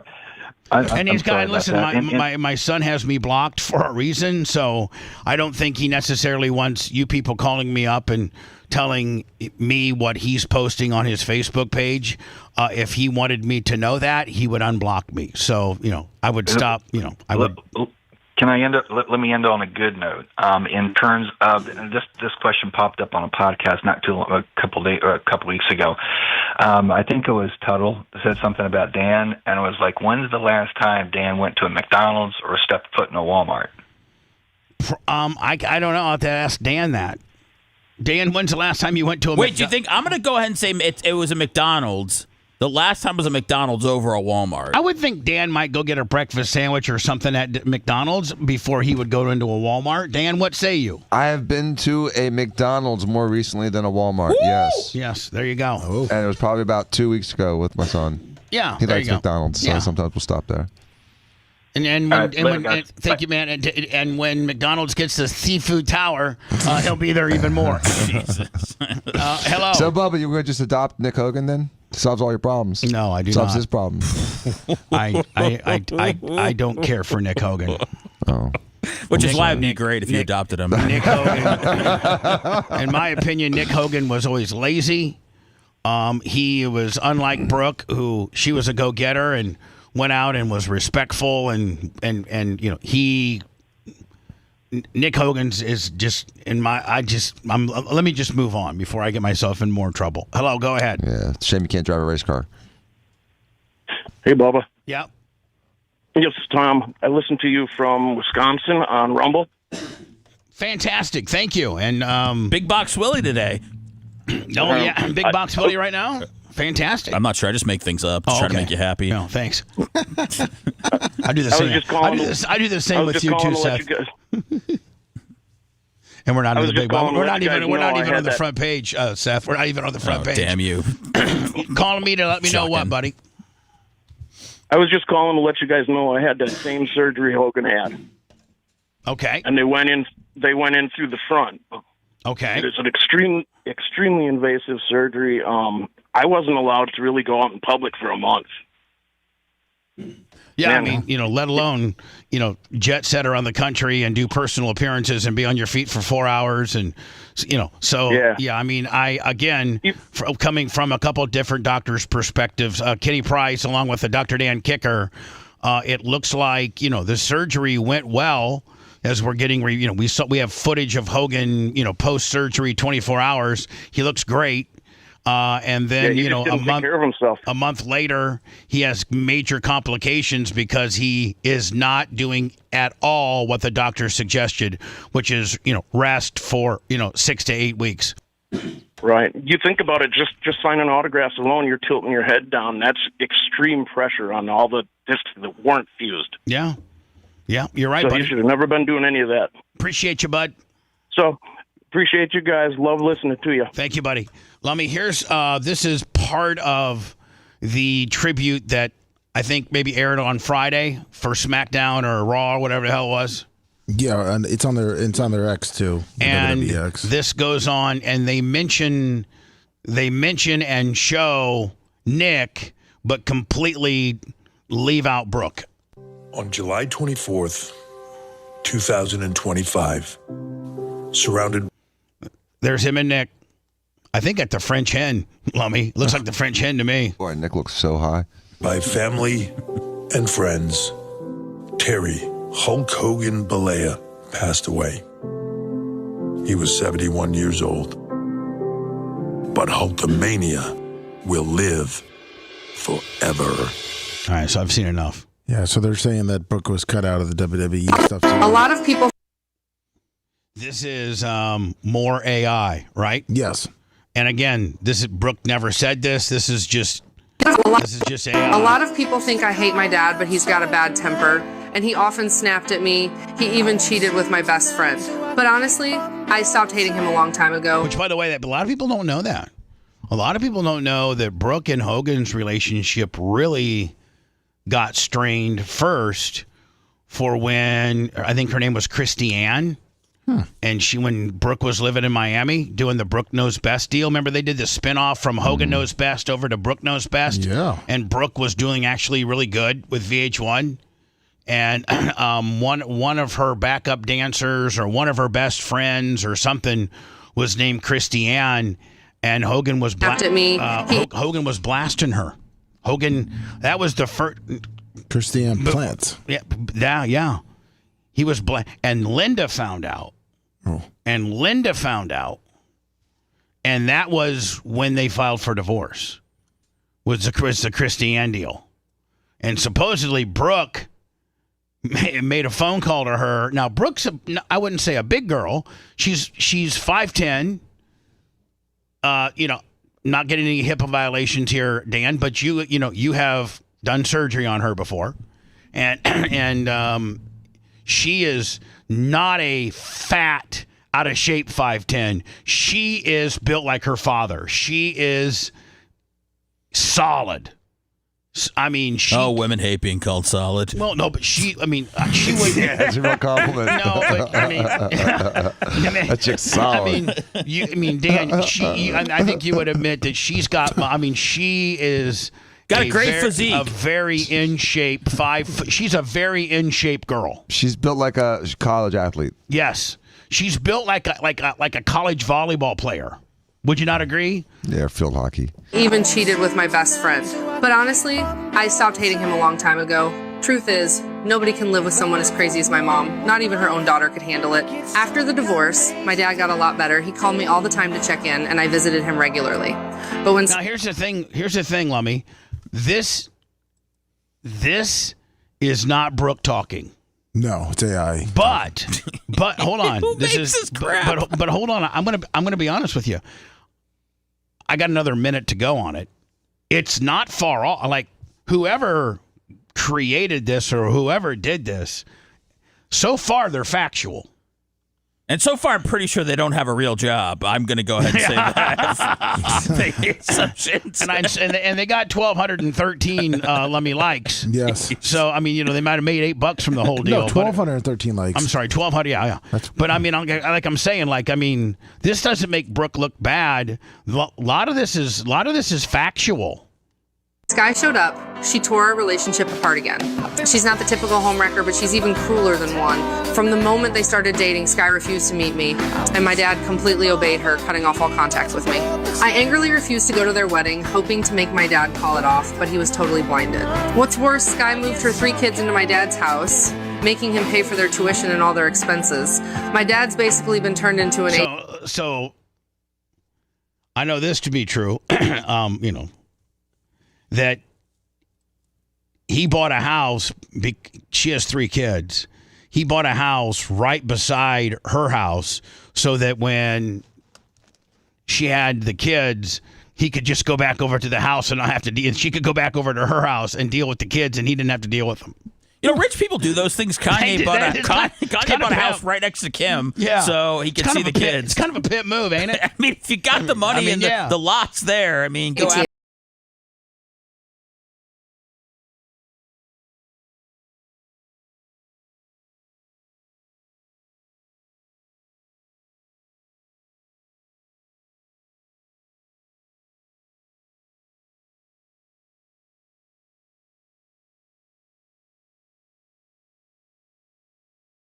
That's not necessarily true. I mean, I don't think that's her biggest regret in life. And if she wanted to go over and see her father, she could have. She just does not agree. She does not have a relationship with her mom or her dad. Did he cut her off? No. I mean, saying you're not going to the wedding, I mean, that's kind of a cutoff to me. But yeah, I mean, what do I know?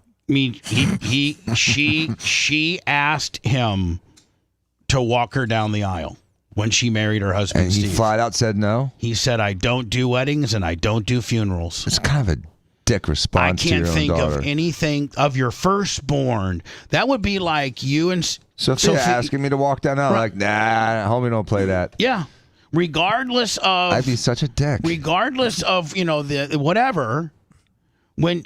Let's say you and Sophie even had a small little falling out, for whatever reason. Even a big falling out. Even a big falling out. Well, it doesn't matter. She's still going to need Dan to pay for the wedding, so. If I'm paying, I'm walking, bitch. Seth, you're so funny.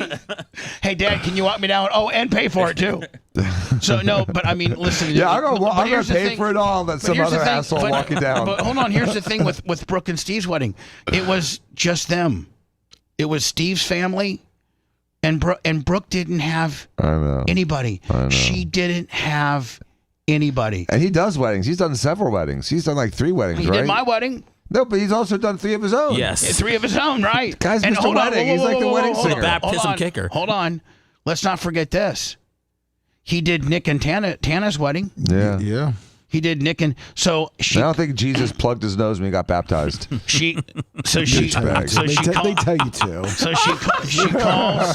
Hold on, John. I got to plug my nose. So she calls up Hogan.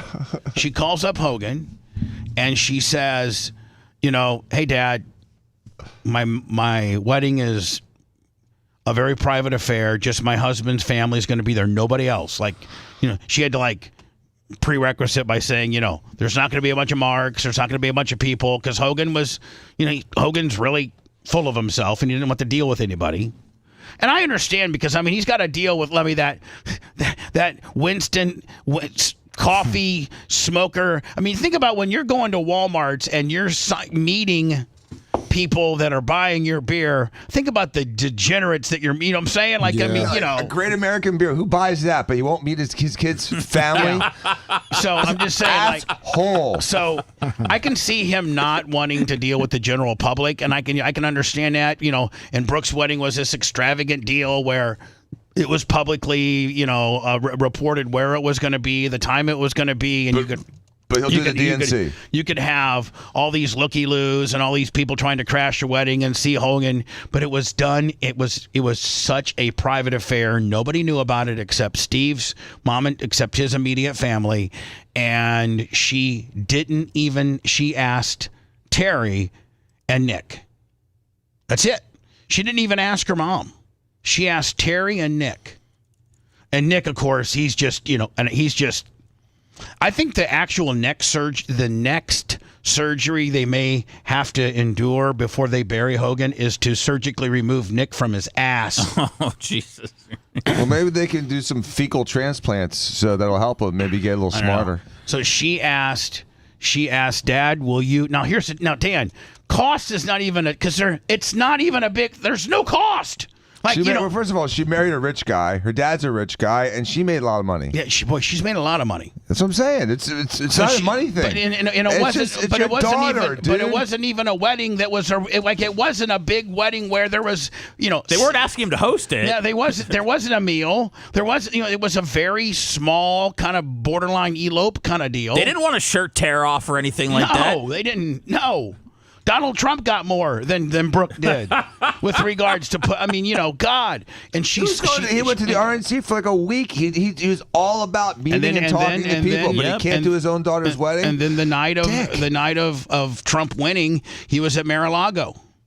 And don't forget. Now hold on. Now you see why the tributes coming in about Hogan are kind of sketchy, Dan. Now here's the other deal. Let's not forget this. Every Monday night, clear up until he physically couldn't do it anymore, he was at his stupid-ass beach bar hosting karaoke for any Tom, Dick, and Harry from Dunedin to Palm Harbor to Sarasota that could sign up and sing a stupid song on stage and get a chance to get a picture with them. He was trying to find the next Brooke Hogan. That's right. And so... But he knew Brookie wasn't going to buy one of those $400 replica belts, so he needed the guy from Oklahoma to show up. So she... When he said no, I even have more information. When he said no, it devastated her. I'm sure. So then, hold on. So then he has this 4 or 5. I don't know what his house on El Dorado appraised at. Here's some inside information that nobody knows that I can say now. So his house on El Dorado, which is where he lived with Jen and where he inevitably died, took his last breath. He died on El Dorado. And I think it's like a 4.5. Lummy, you were there. Yes. When you got trespassed, Lummy actually went to his El Dorado home to try to ask Hogan if he would, take Bubba back. Yeah. And what did Lummy get? A trespassing warrant. Get out of here. So you know how? I mean, it's a 3-story, probably maybe go on Zillow or something. Let me. But it said it's $11.5 million. I don't think it's. That's what it's worth. That's what it says. Well, okay. Make it 9. So there was a little house beside it. It was one of like an old school house, Lummy, that I think has since been destroyed by the hurricanes. Yeah, he bought a $1.6 million house next door. Right beside it because he wanted to, Dan, a lot of times rich people want to control who their neighbors are. And so if you buy the house beside you, nobody can move in, right? And if you got relatives that are visiting or something like that, you just throw them in over there, right? And say, hey. So he buys the 1.6 little shack beside him. Now Brooke, by her profession, what she does for a living now is that she does interior, very, very high line interior decorating out of Nashville. That's where her and Steve live.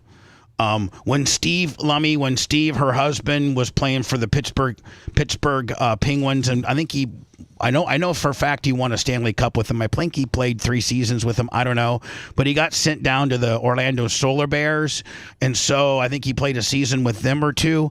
And so I think they had at one time a house in Orlando too, or at least they rented something in Orlando. But their main base is Nashville. She's got a very high line interior decorating service out of Nashville that she does really, really well with. And it's like really high line. And so she came in after he bought this place and said, Dad, let me decorate it for you. And so she tore it down to the studs. Like she had, general contractors and stuff, Dan, tear it down to the studs and then completely redid it. Paid for it all. I was told from my sources that it was about nearly $200,000 that she paid for. Now let's not forget, Brooke also saved all of her Brooke Knows Best money, all of her Hogan. Like she's pretty well off. Did Hogan take credit for her music career? He should take credit for ruining it. By the way, the house is 5,500 square feet, 5 bedrooms, 6 baths.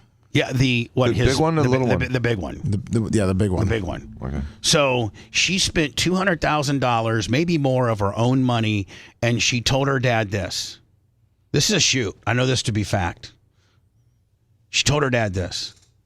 All I want is to be able to sit on the back porch and to watch a sunset with you.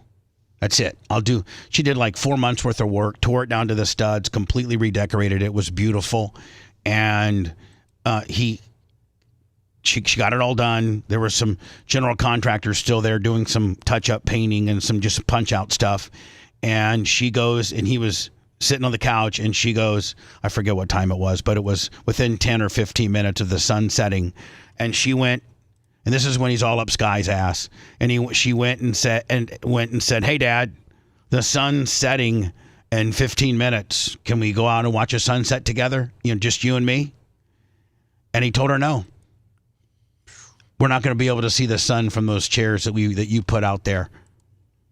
And I can't stand, very long. So no, that's the only thing she asked for, was to see a sunset after she spent $200,000 of her own money.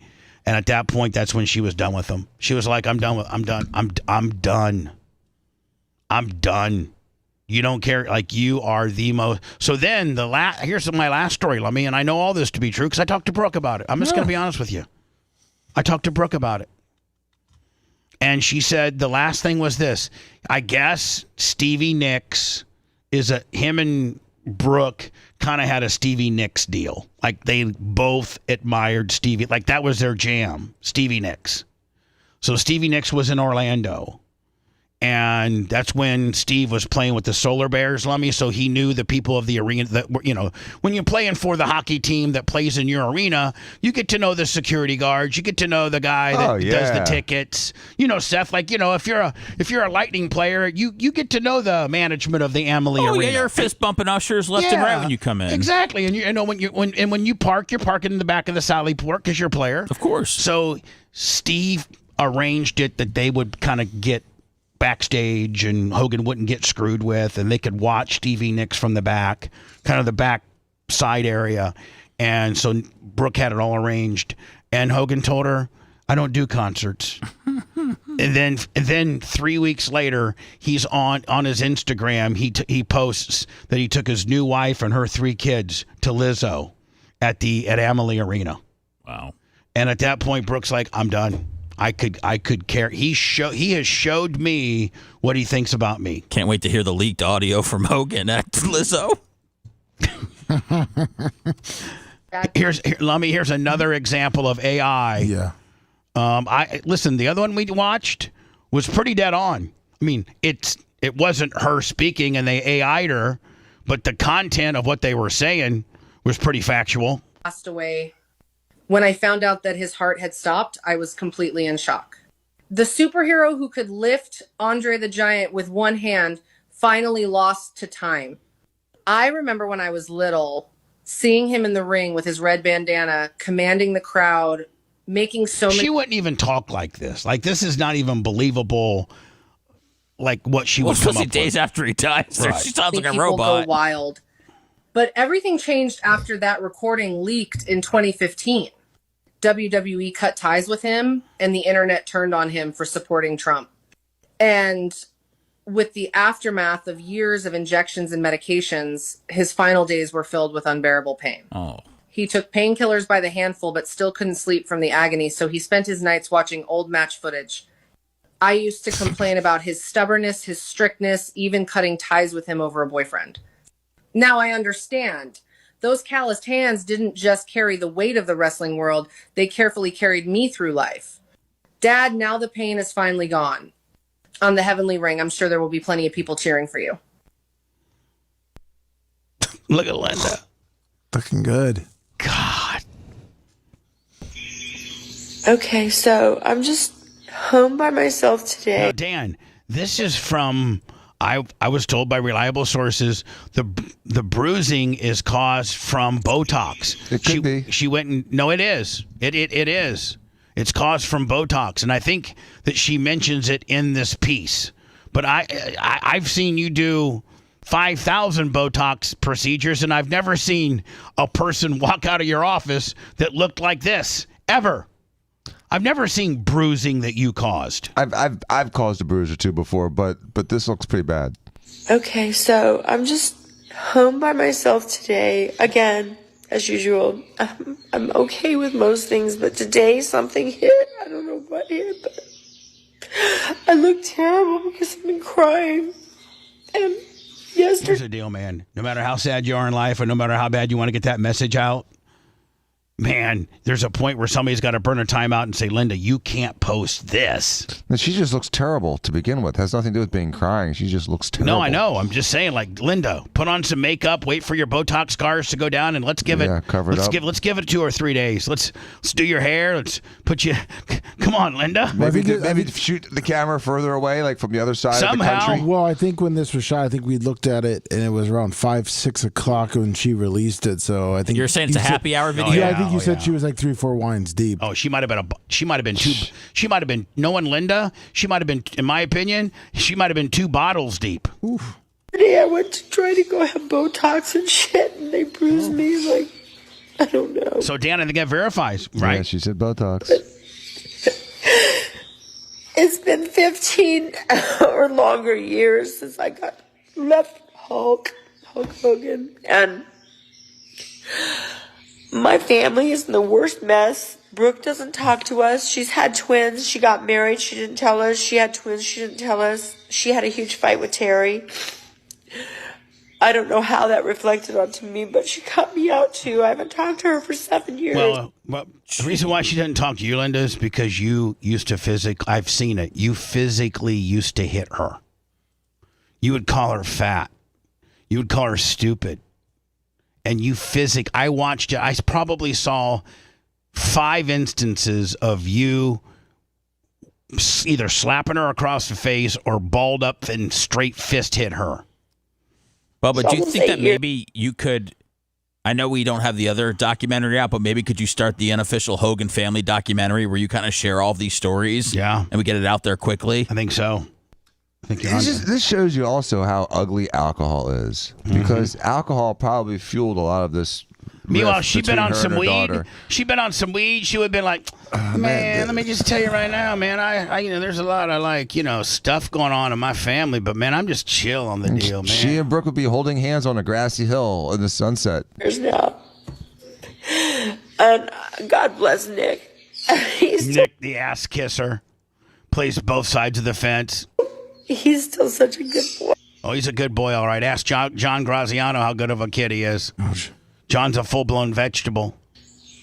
I've never put a Facebook post out like this with my ugly face and my crying face, but I have to be honest about what I went through in my marriage with Terry as Hulk Hogan, and what it entailed and what it has caused over the years and everything else. He's a complete liar. He is a sex addict. Your face out there and know that all these horrible things are going on behind the scenes. Yet he marches on. He marches on like, yeah, I'm promoting my own beer, real American beer. Yeah, look at me. Woo! I mean, she's crazy. He used to call her big. Hogan used to call her big thick. And when he had to have sex with her, I'd come in the next morning. He goes, yeah, had to do a job for Big Thick last night. Brutal. he hated having sex with her. That's sad. Yeah, he's such a hero, right? Not. Oh, and you're such a princess. Okay, I'm going to give you my thumbs down. I've given him more opportunities to come back and Hold on. Now, like if it was like Megyn Kelly or some really hot 50-some-year-old chick that was really put together and wasn't bat crap crazy and 2 bottles deep at 5 o'clock in the afternoon, and she had thrown you a lifeline about coming back and maybe getting your family back together and getting your act. Okay, I get it, but like Linda, you're not. as a family. You're not the prize that you think you are. Nobody wants to be with you. I've given him more opportunities to come back and make us a family. And who wants to come back to this? Oof.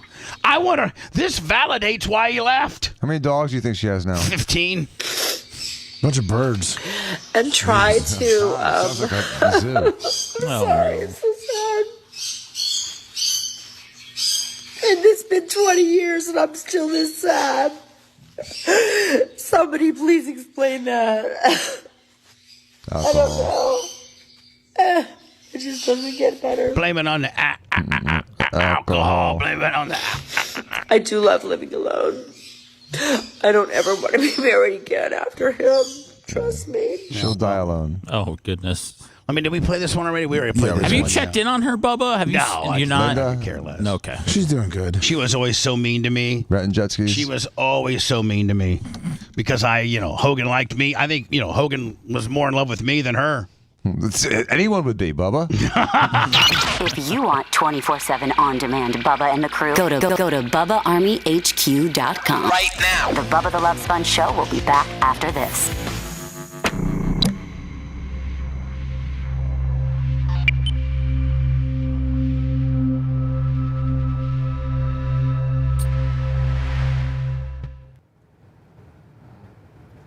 Meanwhile, she got, I think she got 17 million for, I don't know, let me, maybe, Look it up, yeah.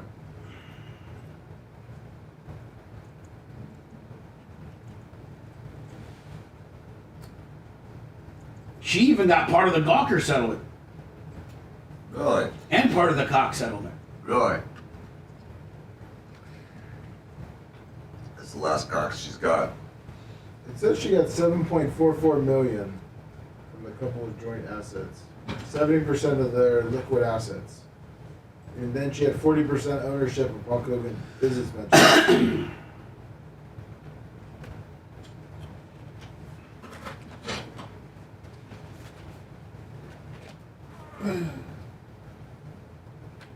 What up, Sunny Days? Long time no see. Thanks, Scotty. Appreciate it. A lot of dumb motherfuckers feel the opposite of you. And their comment makes them, makes them seethe. Yeah, well, which makes me I got my thing from smile. Malice. What we talk about, maybe? Your gun? What's up, White Iced Tea? What's up, Lunger?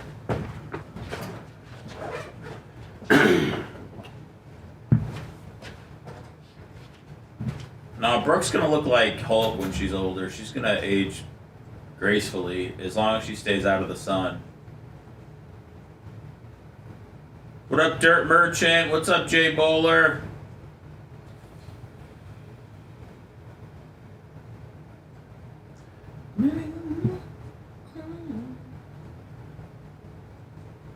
Anybody in here? Hello?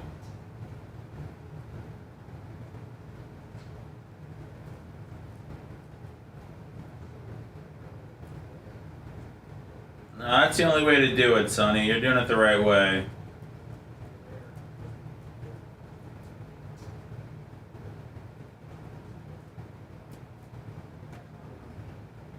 What up, Eldredge?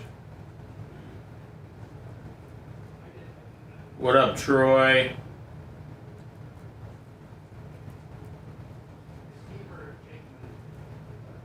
Anybody see Happy Gilmore?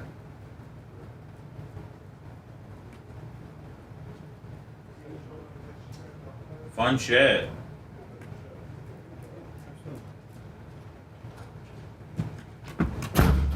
Is Gene okay from what? From when he was crying because his friend died? He posted on Facebook. I think he's good. What's up, Nick?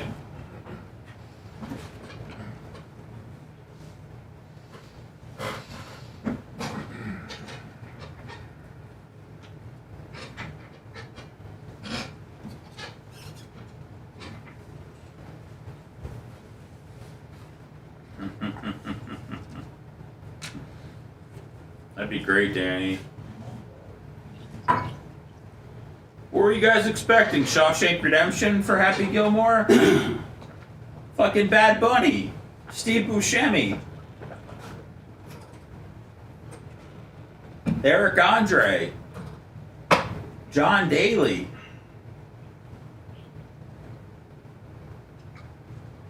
How was it, Happy Gilmore 2? I liked it. I think I'm the only one, but I enjoyed it. Fun movie. What's up, Triple Chin? What's up, Johnny? What's up, Felix? What's up, Dave? Yeah, Eminem was good.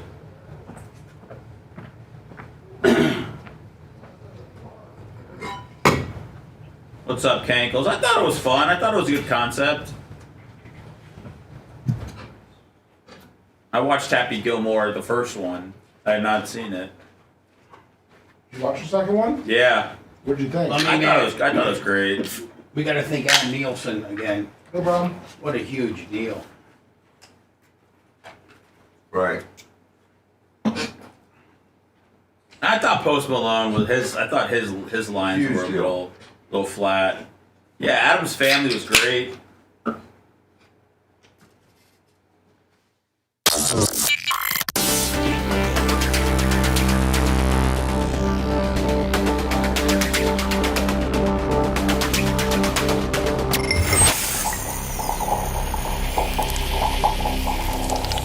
Broadcasting live from the Aquabito Studios. Aquabito.com/Bubba. It's the Bubba the Love Sponge Show.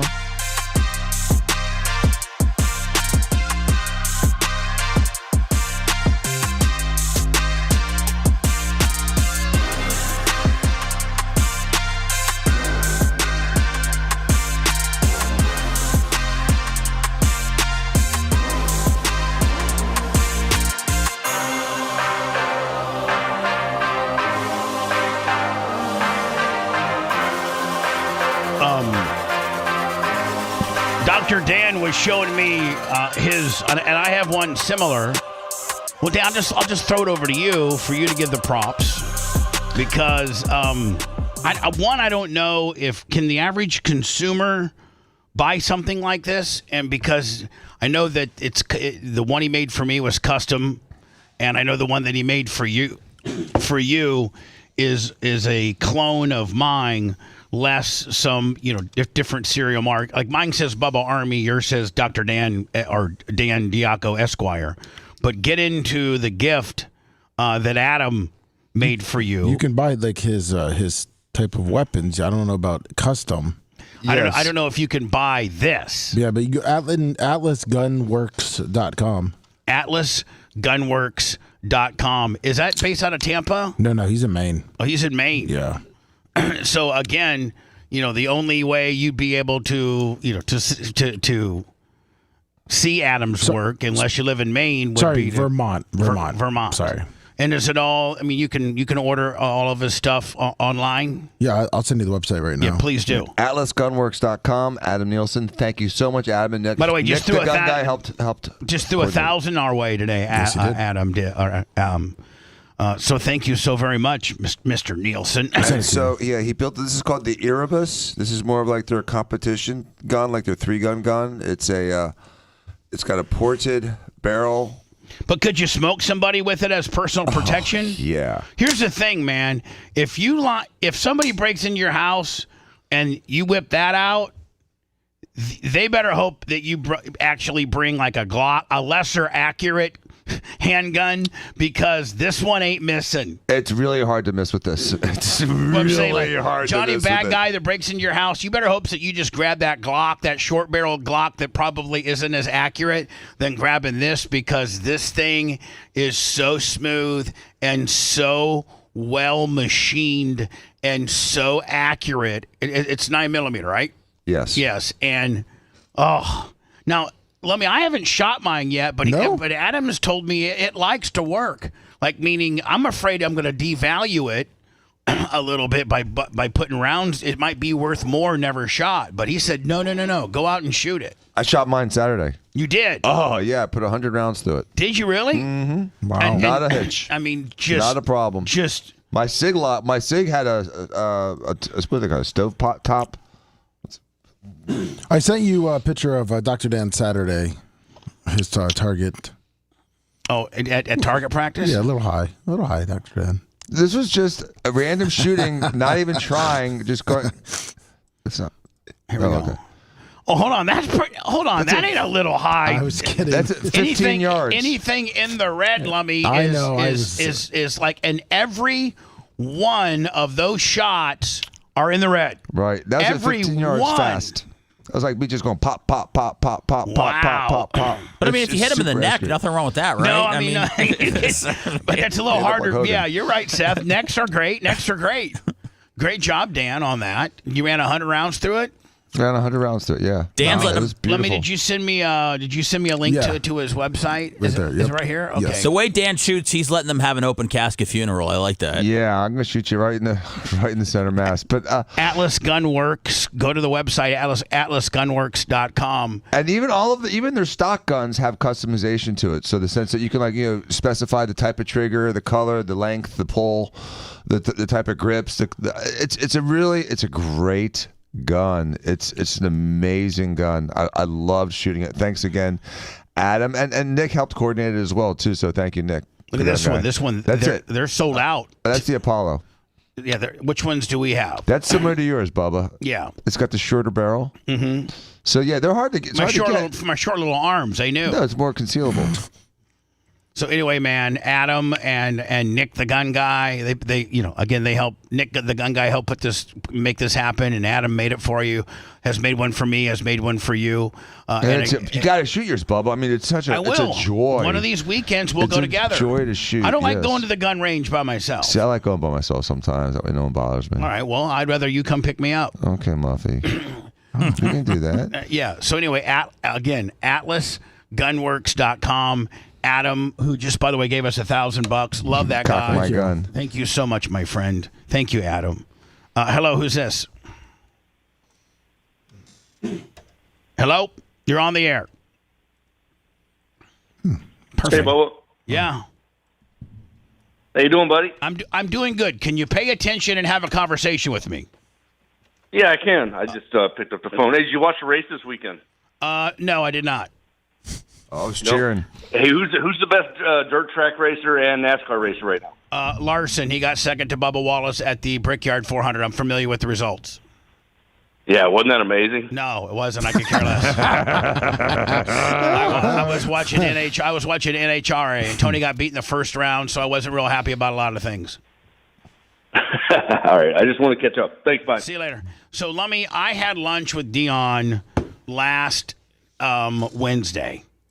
Now, this just popped up, and this comes from Deion. Well Off Media is Deion Sanders Jr., better known as Bucky. That's his social platform, which does quite well. And then I think he runs Deion's and the Colorado Buffs football. There's a bunch of different spinoffs. Prime time. I think Prime Time. There's a bunch, but I know Well Off Media is one of them, and this one, Lummy, might be.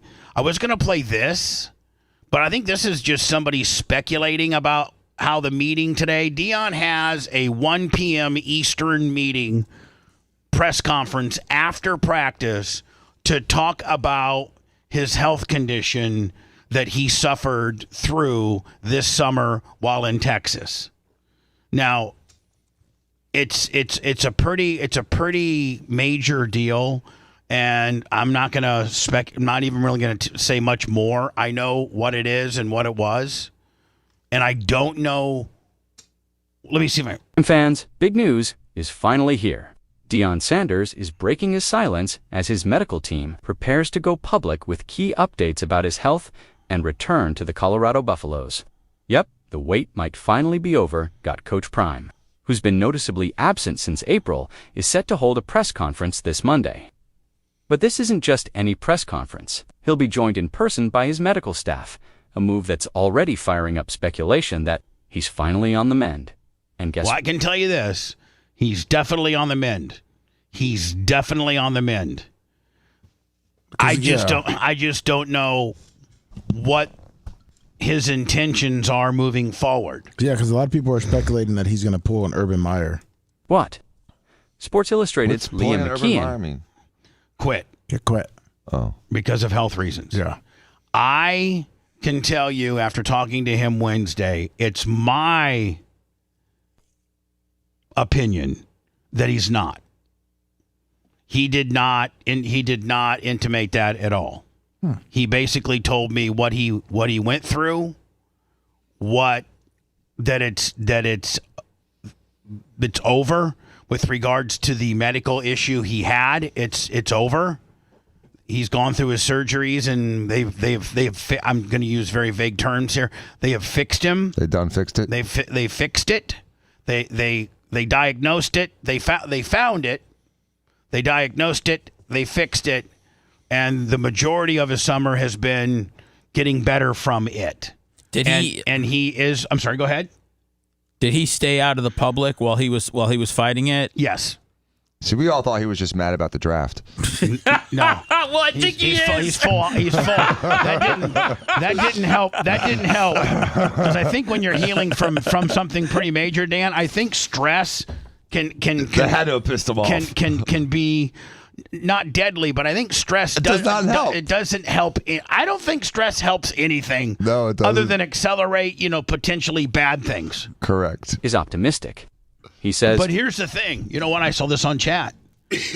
You know what? He did exactly opposite of what Hogan did. He listened to his doctors.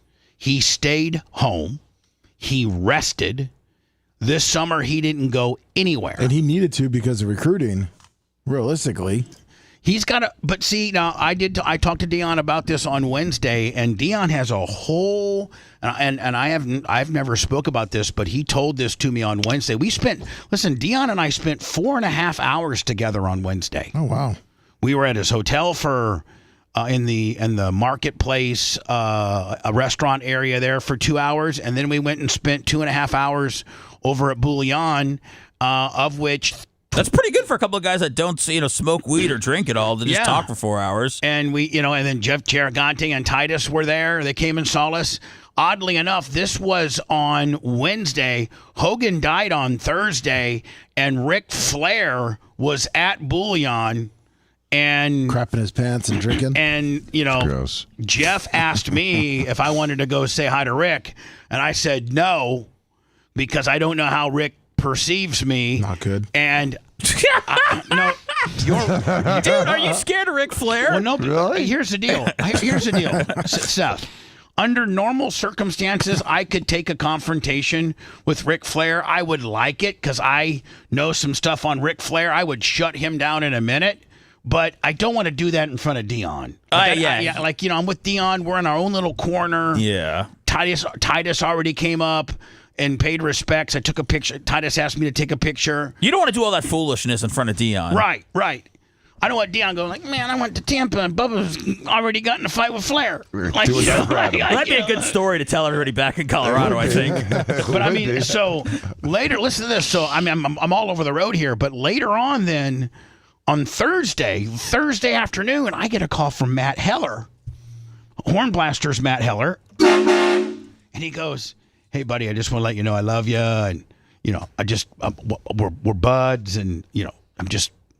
You know how Matt, he's always so gracious. He's always so nice, and he always such a positive vibe about him. But he's like, listen, and Seth, I showed you the picture.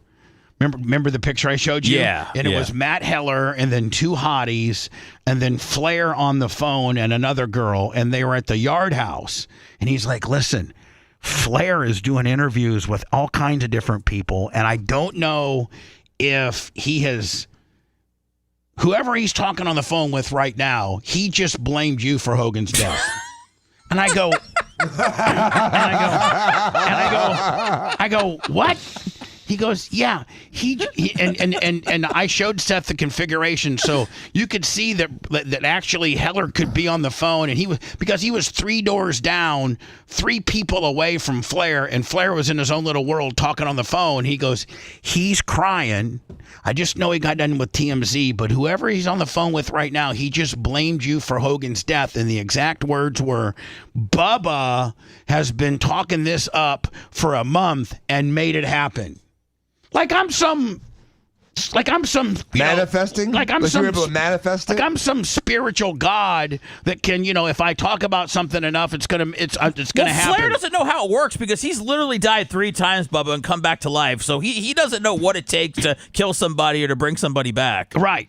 So is he afraid you can start talking about his death? So here's the deal. Let's not talk about Flair's funeral. I am with Deion. We say hi to Titus. One of Titus's friends is there, and he knows Deion from another person, and they get to talking, and me and Titus get to talking, and me, Titus, and Jeff Chirigante get to talking, and it's just all cool. Me and Titus exchange numbers. Titus says to me, hey, if you go out to see Deion this year in Colorado, maybe we should just do it so that we go together, which would be great. I mean, right? I mean, I can either go out there by myself or I can go out there with Titus O'Neil. Might as well go with him. Might as well go with Titus, get a little bit of that rub. Yeah, right? Why bring a friend? Yeah. So Deion then told me, Sponge, let me tell you something. If you come out for a game, you better let me know because you will not get a hotel room. They gouged the hell out of. Oh, he didn't say hell. They gouged the heck out of them. All the hotels, but University of Colorado, I guess they get a block of hotels that. I think Deion gets a block of hotels for friends and family and whatever. Well, yeah, but 2 Chainz coming in. I mean, you got to make sure he's taken care of. Maybe I'm sleeping in the bathtub at 2 Chainz' place. I don't know. But Deion says he got me. He goes, he got you. I got you. So, Where's Titus going to stay? Titus will probably, I'm thinking that. You guys going to share a room? Probably. Roommates. All right. I'm probably thinking you get 2 queens and me and Titus stay in Get the hell out of Titus, here. you don't have to change in the bathroom. You can change right here in the living room. I don't know if Titus will fit on a queen. And I don't know if I want Titus seeing how fat and, with my shirt off and stuff. And here he is, looks like a Greek Adonis. Maybe he can give you some tips. Yeah, whatever. Yeah, give him that tip. Give me a chainsaw. It could be a content house, but it'd be a content room. So we talk, and Deion, we go through his health issue. Dan's familiar with it. And the one thing that I think Deion did well is that Deion listened to his doctors and he laid low. But here's one of the things that he taught me and told me about his recruiting. And he's like, I don't go to kids' houses. Oh, okay. All my assistants do, but I don't, because the minute that I go to one kid's house, then I got to go to all of them.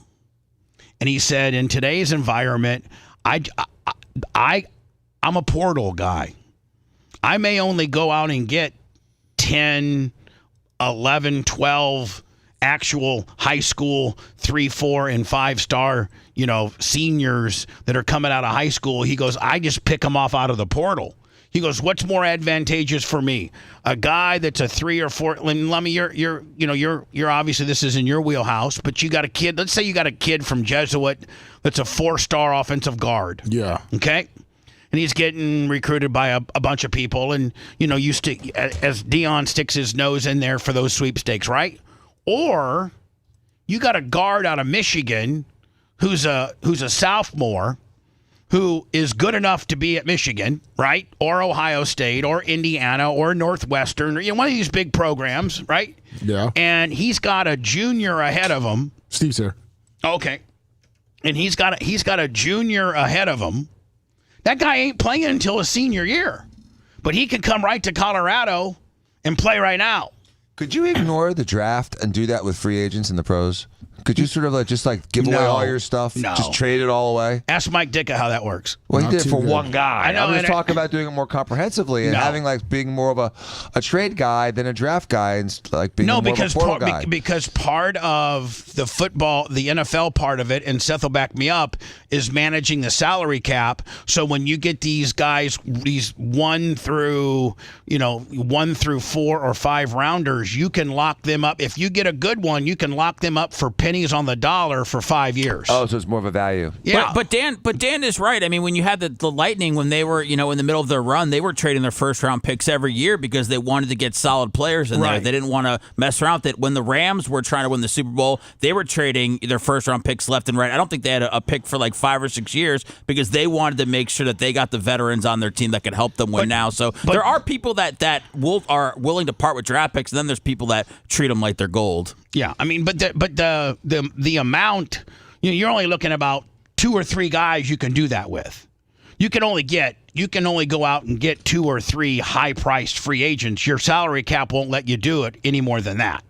So the most successful NFL teams are because you don't win anything from the first round. Your first round guy usually does not determine. It's these hidden gems that you found in the third, fourth, and like for instance, Aaron Jones from formerly the Packers, now Minnesota. He was a 5th round pick. Tom Brady. Yeah. Tom Brady, 5th round. Was he a 5th or 6th round pick? 7th. 7th round pick. That's how you win championships, when you can get 3rd, 4th, 5th, and 6th rounders to be superstars. That's how you win. All signs point to Sanders being in good health, just as a new chapter begins without his sons on the field. That's right, the 2025 season is a whole new era. No Scheller, no Shiloh, no Travis Hunter, who just took home the Heisman Trophy. It's a clean slate. And Coach Prime is about to show the world if he can still deliver that. Primetime magic without his star trio. Which, by the way, this is just all AI. Let me just reiterate. I'm going to play this because it looks like it came from Deion. It actually came from Deion's son, Bucky. Yeah. And so this might be a little bit more, authentic. But Deion does have a press conference today at 1 o'clock our time, 11 o'clock his time. He's going to have 2 doctors there that are going to, I think, get into what Deion suffered through this past summer and what he's doing right now and the healing that Dan, I told you about what he had, and that's probably 1 year. By the time all in, from surgery to being 100% back to normal, is that a year? Nah, it's probably more like 6 months. Okay, so he's probably close to. He should be good by the fall. Now, I think this is the first time Deion has addressed the team. Oh, wow, that long. Well, if you look at it, first team meeting, Coach Prime health update. Now, you're not going to really get what he suffered through until today's press conference. Oh, did he tell the team yesterday and he's telling the media today? I think so. Okay. I think so.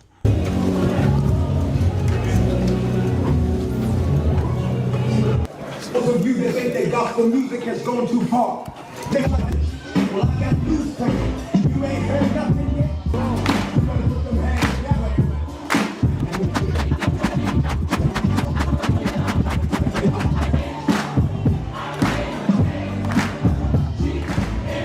I will tell you this. I don't think there's any chance in the world that he pulls an Urban Meyer. Because if you remember, maybe you can find an article on it, but if you remember, he just signed an extension. I think they just upped his money, and I think he went from like a $5.5 million guy to a $9 million guy. Yeah, I think so too. And I don't think Urban Meyer. $10 million in 2025, 26, and $11 million in 27. All right, so he's a $10 million guy. Wow, he's a $10 million guy. Urban Meyer wasn't drinking kale smoothies either. Come on, dog. And when you're a $10 million guy, you just don't walk away. Urban kept wanting to go. Urban wanted to go to other places. There was also rumors too that Urban was maybe sniffing around a couple cheerleaders' buckle brushes and got caught by his wife. That happened in Gainesville. That's what I'm saying. That's what I'm saying. Everywhere, Ohio State. Well, kept happening. Ohio State was at the bar. And then remember, didn't he creep up on a woman when he was with the Jaguars? Yeah, he did almost like a Coldplay gimmick at Ohio State bar. Remember that, Seth? Yep. He's a nasty boy. So Deion's basically going to tell everybody what he suffered through. And Deion did it the right way by listening to his doctors, not traveling, resting, and look at the outcome. And Dan, I think after I told you what it was, you were like, "Oh man, whoa." Mm-hmm. And I would say what Deion went through and has healed from would be maybe even more of an issue than what Hogan went through. I mean, that's up to you as a doctor to make that determination. But would it be as? I'd rather have Hogan's problem than Deion's problem. Right. Way rather have Hogan's problem than Deion's problem. Right, and had Hogan just not overdid it, he would be here today. I'm starting out with prayer. Yeah, I got a serious girlfriend. We went on a trip to Mexico. Okay, completely funded by myself.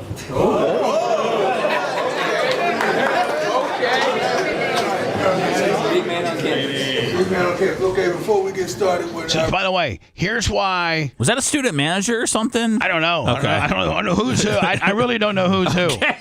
I really don't. Might be an equipment manager. I know this, though. I know that Deion ain't going nowhere because he said there was an economic report that came out, and this was why they gave him a raise, is that he made $138 million difference to the community last year alone. And that African-American enrollment is up 25%, and total enrollment applications are up 35%. And it's a huge economic, not just the games are sold out, but the TV money. It's a huge windfall for the whole entire area. He did tell me this though, that Boulder is expensive. He says it's like LA expensive. I think everything's like LA expensive now. Yeah, you're right. I think Dunedin's LA expensive. I think Kansas City is like LA expensive. we're going to have our wonderful AD who's responsible for me being here. He's going to say what he needs to say. Take your time. Yeah, so I bought a podium because I got I think I might be the athletic director. Let me.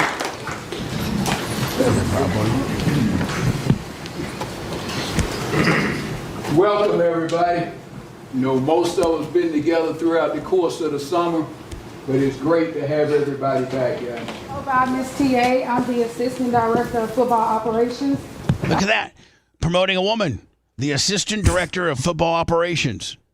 Huge. Only thing I ask for you guys is a sense of urgency. I shouldn't have to chase you guys around to get you to do one simple thing. Just have a sense of urgency this year.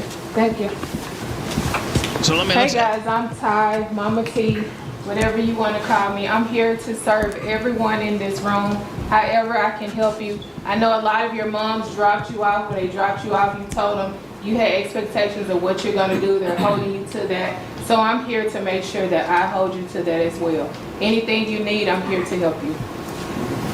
I mean, it looks like Dan, he's given them all the tools, all the personnel for you to be able to succeed. Steve just put 2 kids through college, not on the sporting tip of it, but a lot of kids don't have any type of infrastructure or help. They just got to figure it out on their own. Yeah, well, I love that they have that kind of support. I think it's amazing. And these kids didn't have tutors and classes for their SAT class, etc. So it's nice that they have that support system for these kids so they get their degrees. It's awesome. Hey guys, I wonder if Sap gets up. Sap, said I just want to let you know I'm Warren Sapp, and if your cop starts messing with you, pull out your phone. Pull out your phone. And I'm now a official cop auditor, so I really raised all kinds of hell in Florida this past summer, and so let's see if we can get a little crazy here in Colorado. And pay your hookers. And listen, if your hooker is asking for 3 and you only got 2, call a friend up and borrow 100 before you slam the door on her. Okay? How you doing? James Cheney, Director of Player Development. I'm a guy here, man, to help you in every aspect of your college career. All right, so there you go. Think about that. Working with him? Yeah, think about this. Wow. Second year. Think about this. You got Marshall talking about Hall of Famers, gold jacket. Tell me any other college organization that has 3 NFL Hall of Famers on staff. Doesn't exist. Head coach, Hall of Famer. Defensive line coach, Hall of Famer. Running backs coach, and Marshall Falk. Marshall Falk, Warren Sapp, Deion Sanders. He had Michael Irvin out there talking to the boys a couple weeks ago also. Oh, yeah, Irv comes out. I think Irv has some kind of job somewhere. He doing comes out when he can to yell. He does come out when he can. But a lot of really, again, great athletes and celebrities have really paid their respects to Deion over the last couple of years at Colorado.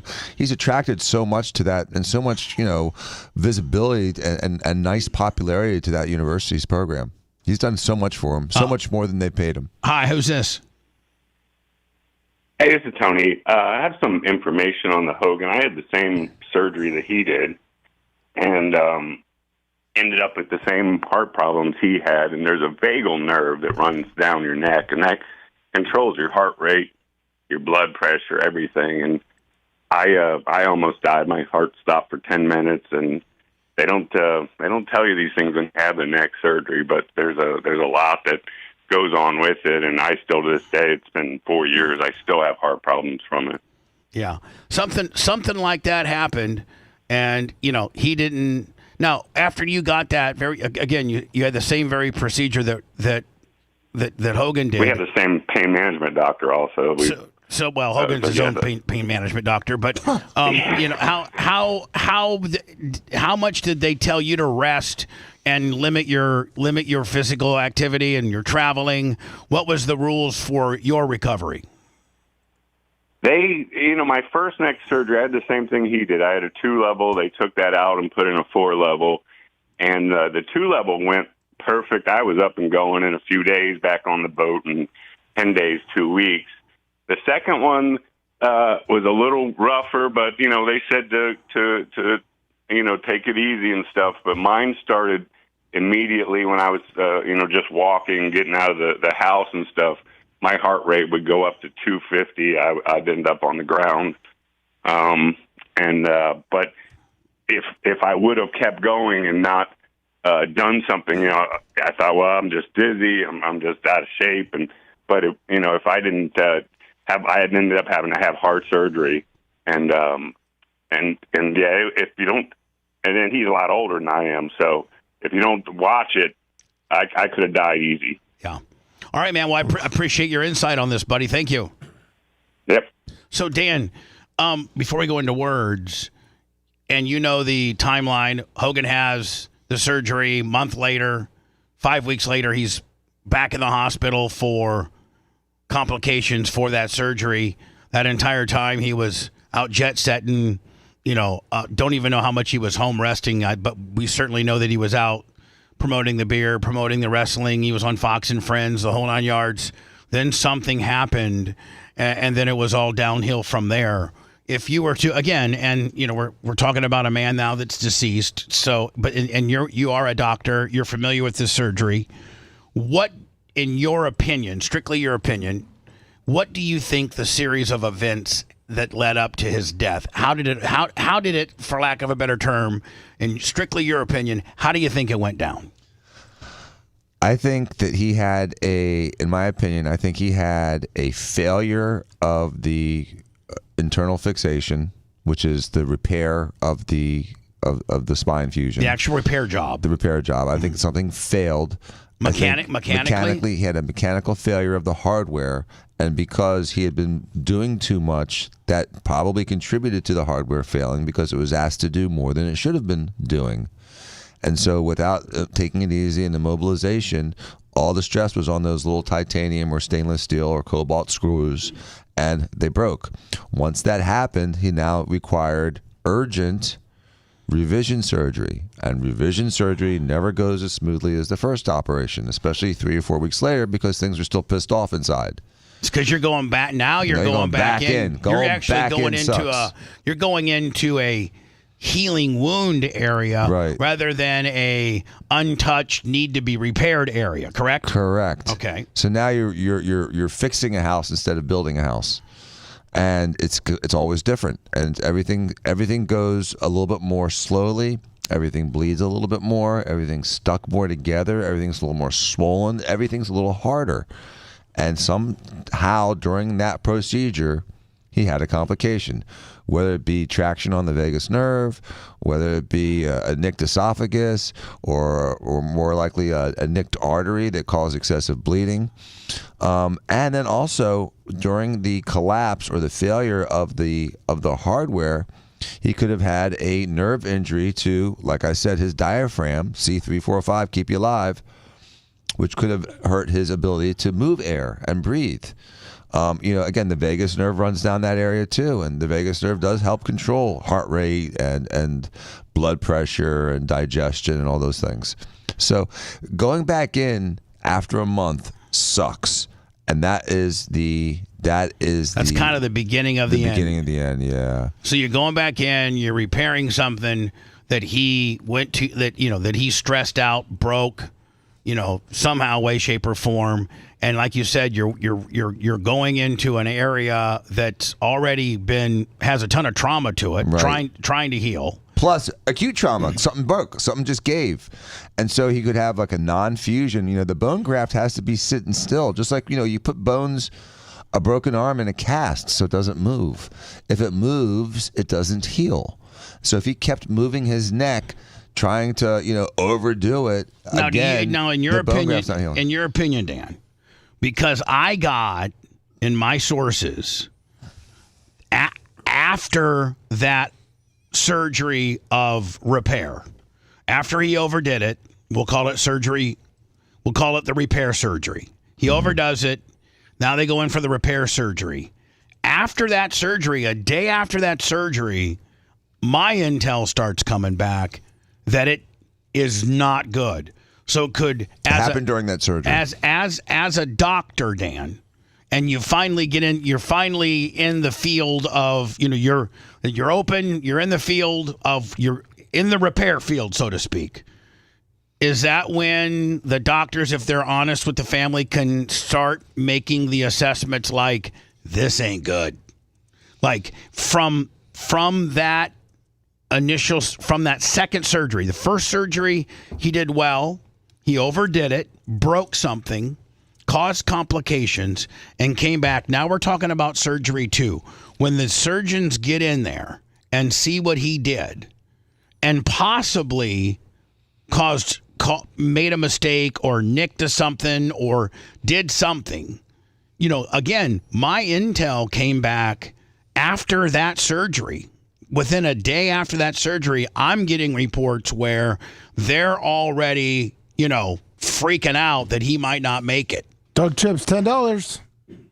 So could a doctor, after going in there, assessing what the damage is that he did, assessing potentially a misstep that they did, could they start making that assessment that this isn't going to be good from that point forward? Because that's what I got. I mean, I early on came out, the early reports to me were, hey, gather the family, come and say your goodbyes. This is a bad situation. And I actually used the word deathbed. That word was given to me. Could they have known at that time, Dan, that it was bad? I think that based on the story that you've told me, my hypothesis is that he had a catastrophic event during or immediately after that second surgery. And so something happened during that second attempt to fix things or in recovery.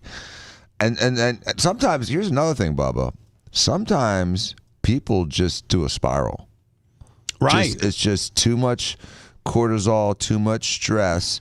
And even if nothing is done wrong, that required him to go under again. Right. And just if nothing was done wrong, sometimes a person will just die. They'll just do it. When you're 71, yeah, he's not 40, and you're already an oversized guy where your heart has to work that much harder. So at what big guys don't live as long as little guys, right? The guys that live to be 110 years old, they're not 6 foot. They're the size of Steve. Right, and they Steve's gonna outlive you all. You got that right. And if Jay would eat more, he'd live for the longest. But there's tall as Steve and as skinny as Jay. Jay's gonna die of starvation if Jay could just eat. But they're the ones that live long, Bubba. Jay, just eat, buddy. The skinny little guys are the ones that live the longest. It's like the dogs. You know what I mean? Small dogs live longer than big dogs. Your pit bulls live to be 11, and Yorkies live to be 19. Right, and Great Danes live to be 9. Right. I'm no Yorkie though. I mean, Yeah, hold on. yeah, Dan will bring your Yorkie back even if it licked a frog. Right, Dan will bring it back. You're not York. You're like a Chihuahua. So what I'm saying, Dan, is like, so what, I don't think I think that now as we are kind of patching all this together and the information that I was getting, I think after they buttoned him up and they did surgery 2, they knew they were in the weeds. They knew they were behind the 8 ball because of the damage that he did that they tried to repair didn't go textbook quality. It actually went bad. Yeah, I think the secondary surgery repair probably went south. And that's when we started getting the reports. Again, this is just I don't even have to say rumor has it. I mean, because the guy died. Yeah. I mean, the guy died. So this isn't rumor has it. I've been told. I was told that after the second surgery, that's when the vent came. That's when the problem of he was put immediately on oxygen. That's when we were getting he can't expel his carbon dioxide. That's when we were getting a possible heart valve situation. And Dan, can that all be side effects of what he went through? Could all of that be side effects from surgery too? It could all be side effects from just an extended second operation. And then you get what's something called multi-system organ failure. So, you get a respiratory failure, then you get a neurological failure, and then all of a sudden you get a kidney failure, and all of a sudden the whole body just starts going through this spiral, this death spiral, and just goes, just washes down the drain. And so this happens a lot to people that are old and have 1 or 2 systems fail, that the rest of the body just starts just falling apart behind it. Now, if he was in that bad a shape, why would they have sent? Because we reported that he got sent home a day before he died. Yes, and that ended up being the truth. And there were, a big hospital bed that was being delivered to El Dorado Drive. There were all these machines, and inevitably, that's what happened. He died at El Dorado Drive after being sent home from Morton Plant in the middle of the night. Now, Dan, why wouldn't they have kept him at Morton Plant? Or does there come a point where it's like, listen, there's nothing more we can do here? It's when you put your dog down at home. It's just a nicer place for it. They probably knew he was going to die. They probably knew he was on his last couple days, and they probably said, let's just let him die at home instead of in the hospital. Kind of a hospice situation. Yeah, just a home hospice. I mean, it's wonderful. Wouldn't you rather die in your home than in a hospital and just go down to the basement when you're done on a stretcher? Yeah. Oh, didn't you say that they were hoping that he could wait like a month to get better to then have another surgery?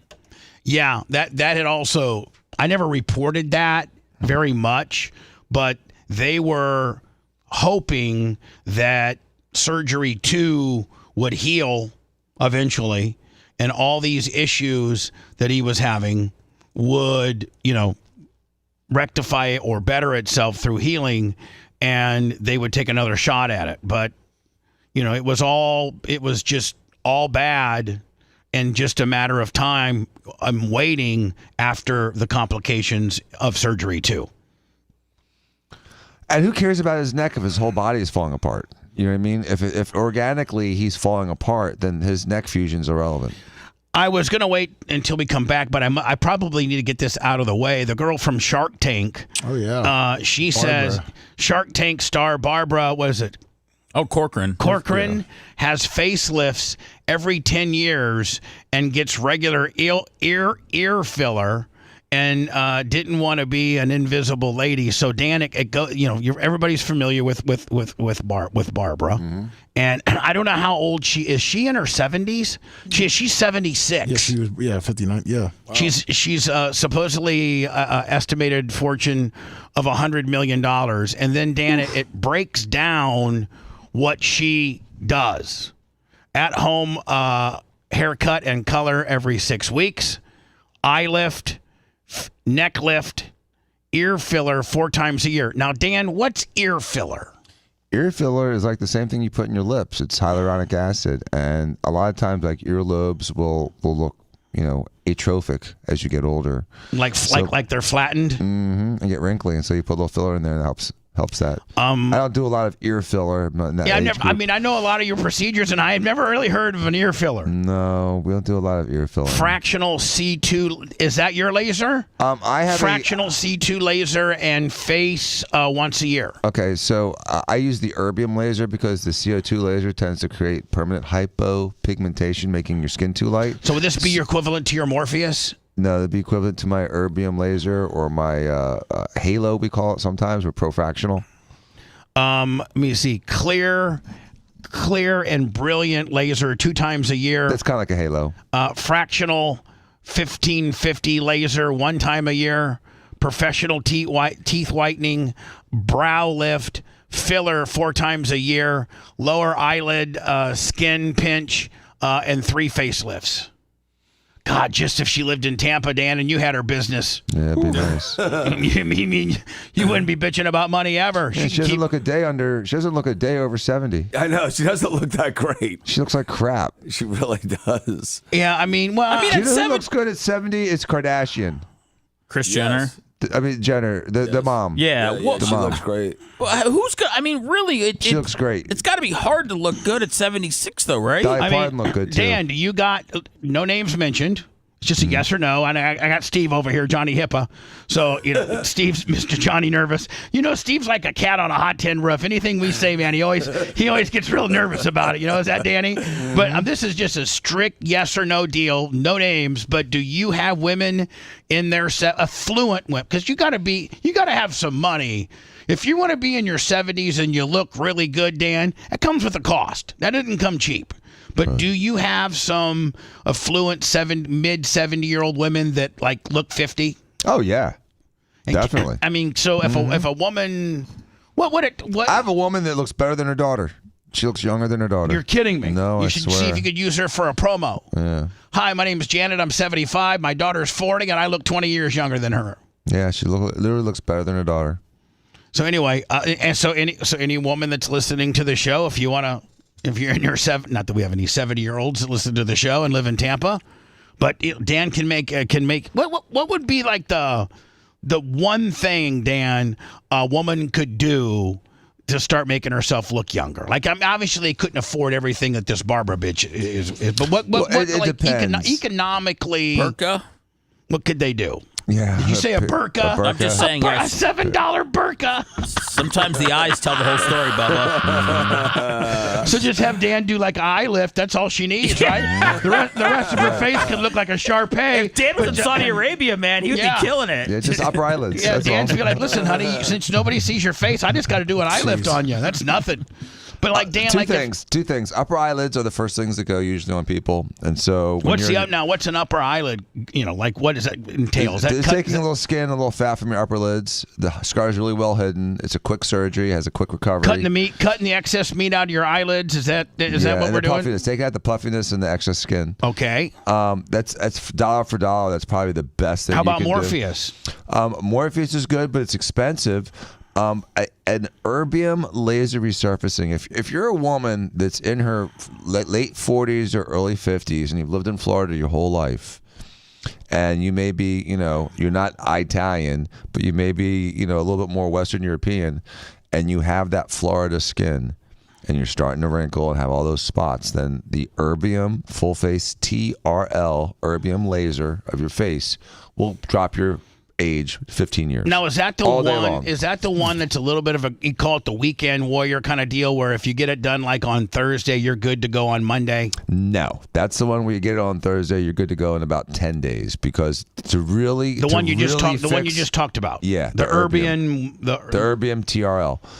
That's a real laser. It's not fractional. It's the only way to fix that skin. Everything else is just spitting in the wind. You got to do 15 of them. This is, you do one. You suffer you don't suffer, but you recover for about 10 to 14 days, and then your skin looks like it did 20 years ago. Does it hurt? No, it doesn't hurt. It just takes a little while to heal. It's not painful. Oh, it's not painful? None of this stuff is painful. But can boys do it? Can me and Steve go in for a one-on-one? I mean, no. Yeah, you guys can do one. Absolutely. But a full facelift, Bubba, that's like the That's most a big dramatic. operation. I don't want a full change. facelift. No, I'm talking for a woman. That you're talking about, like what a full facelift will make an old woman look younger if it's done properly. But that's also pretty expensive. Yeah, and also sometimes facelifts make you look like you had a facelift. Right. I mean, right. You don't Yours want don't. that. You know, you don't But want I to mean, look is like that your Stallone did after his facelift is or that Kenny Rogers. Is that your goal? Is to do such a good facelift on a woman that people are like, man, I wonder what, Yeah, you want to look younger. You don't want to look like you had a facelift. Right. That's the last thing you want to look like. Like you're in a wind tunnel and your face like you don't have your helmet on in the back of a motorcycle, right? And Right. your face The last thing you need is for your face to be really tight with these weird diagonal wrinkles in your neck, your earlobes being pulled down like Joe Biden's were, and no fat in your face and a flat cheek. It looks like crap. It looks horrible with big duck lips. Come on, dude. Then you'll end up looking like Linda Hogan. Want to listen to the show on demand and on the go? Enlist today at BubbaArmyHQ.com. Sign up and start listening. The Bubba the Love Sponge Show will be back after this.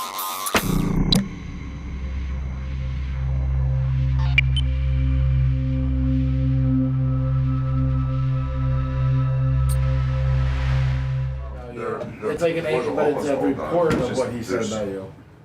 I messaged him. It's not the actual tears where he's layman. They put some of the back in my bedroom. I actually saw my bedroom last night. Someone's, I know, it's But the downstairs. All right, so Lummy, you got that flare gimmick? It's not him saying it, it's like a report on it of what they heard. Okay. That's in your messenger. I'm gonna go find it right now. I'm not signed off on the Thank you. report. I'll give you the final check yet. You're gonna have to do a walkthrough. When you're there, then. Thank you, Lummy. All right. See you guys. See you, Dad. Bye, Daddy. See you tomorrow. See ya.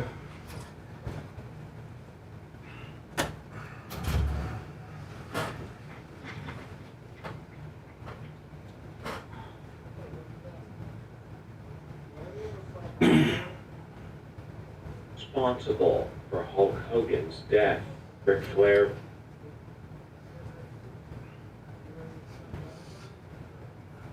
Who is responsible for Hulk Hogan's death?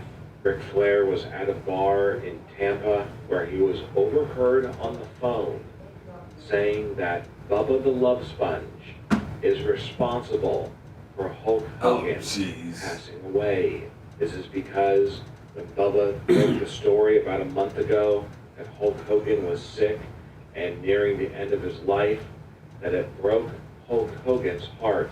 He felt betrayed by his former friend, Bubba. Well, how do you fucking think I feel? Right. And only his feelings matter? right. What about? I heard he was there when Deion was there. Yes. And his family struggled to fight against this story that Bubba had told on his radio show about Hulk being sick. Of course, the family denied this, but sadly it did turn out to be true that Hulk Hogan was very ill and nearing the end of his life. Well, there you go, Steve. Legally, as soon as you say it ended up being true, I'm like, what the fuck? Exactly. Flair. Nobody wants to fucking... Names Hulk Hogan's former friend, Bubba the Love Ric Sponge, Flair's a douche. for finally causing Hulk Hogan to pass away. Ric Flair has revealed who is responsible for Hulk Hogan. Yeah, I didn't know what the pin was. Has revealed. Let me great find.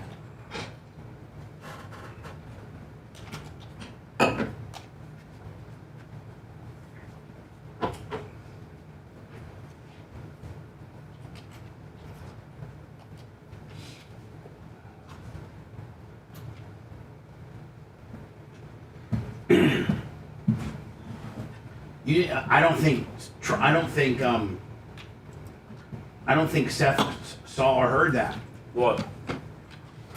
What I'm gonna play next? Hogan or Flair? Yeah. No. Oh, wait till you hear this.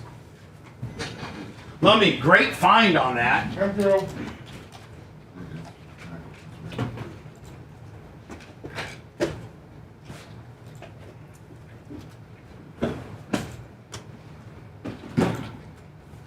I'll make you skate, huh? $20.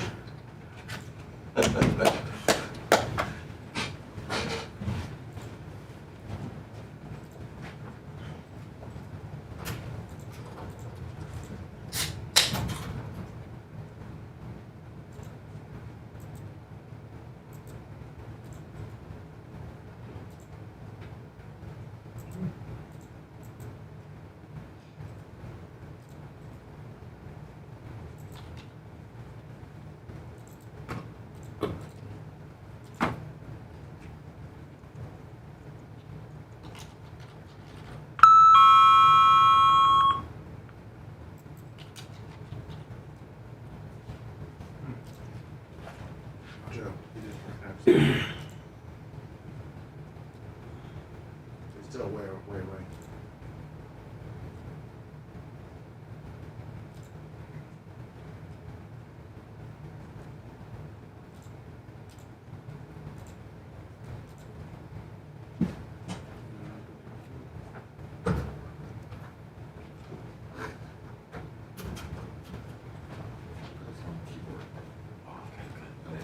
My bad. Yep.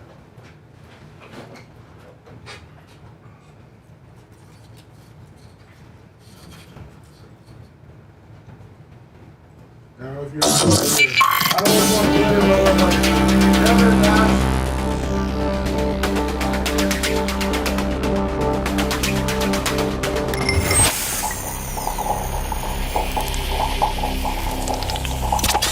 Broadcasting live from the Aquabeto studios. Aquabeto.com/Bubba. It's the Bubba the Love Sponge Show.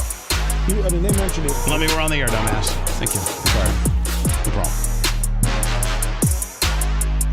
Well, ladies and gentlemen, we have finally now found out who killed Hulk Hogan. I did. Yeah. Now,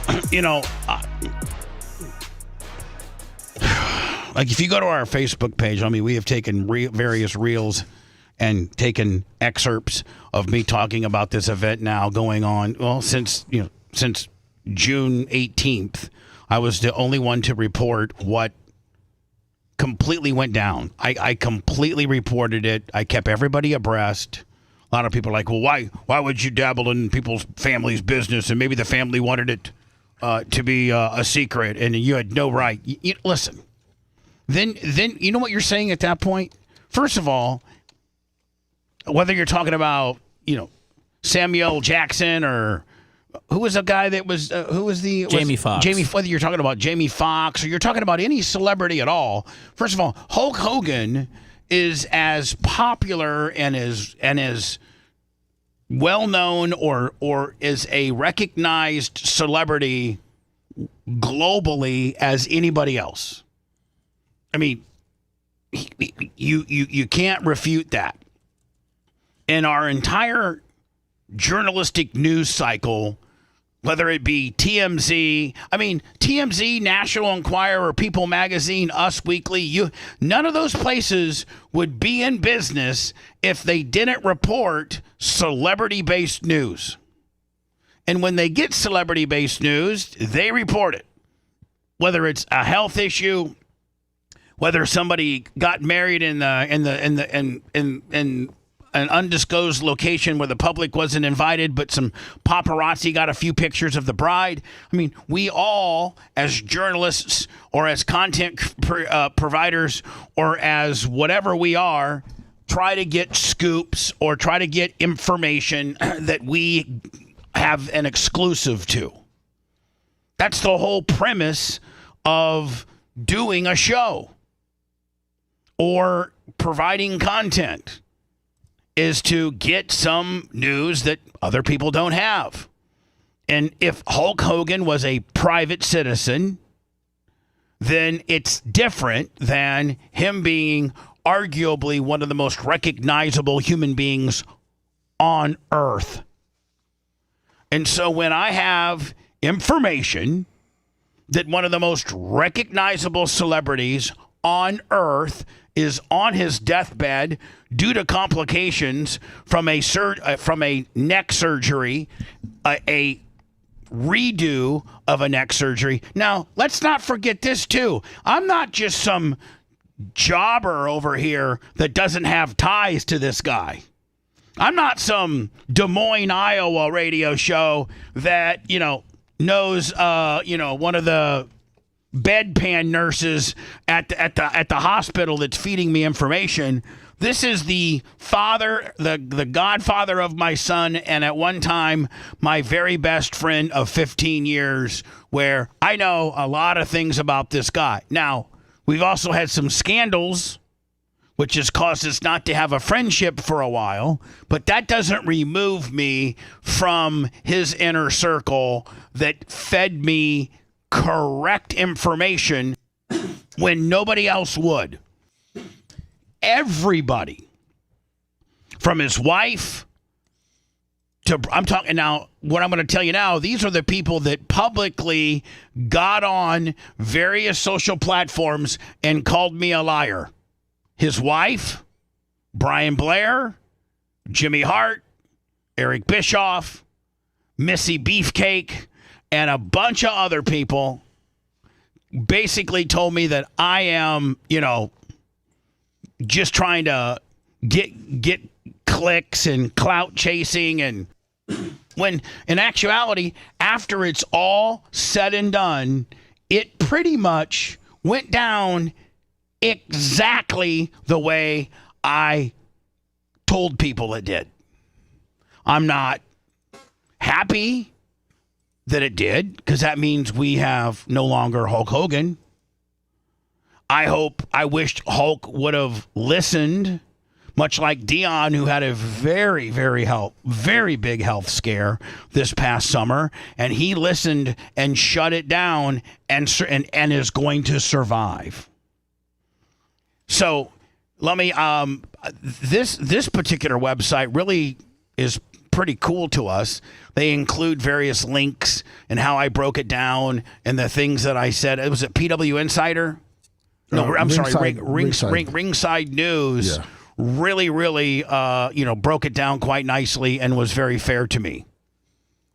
But just like Matt Heller said, Lummy, and I didn't have news of it, but it looks like now that Ric Flair, and I need to get a hold of Jeff Gigante and have him give me the heads up the next time Flair's over at the watering hole, which is I heard daily. Yeah.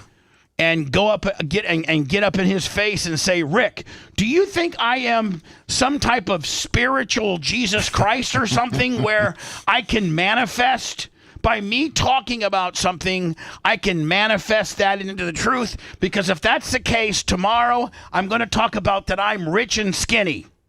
I am rich and I am skinny with a 9-inch penis. Woo.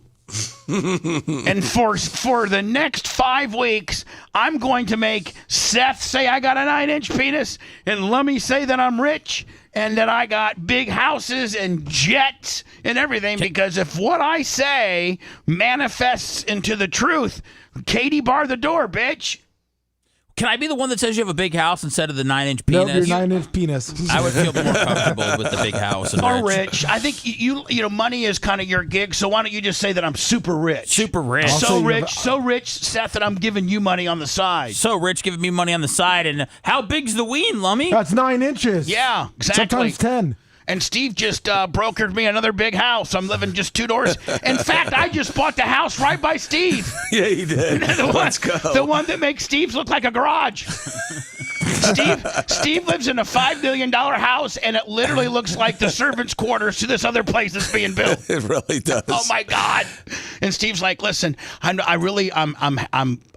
happy because as much as it makes my house look a little smaller, it certainly doesn't do. It does some really nice things for my property value." You can have a $3 million house beside you, or you can have a $23 million house beside you.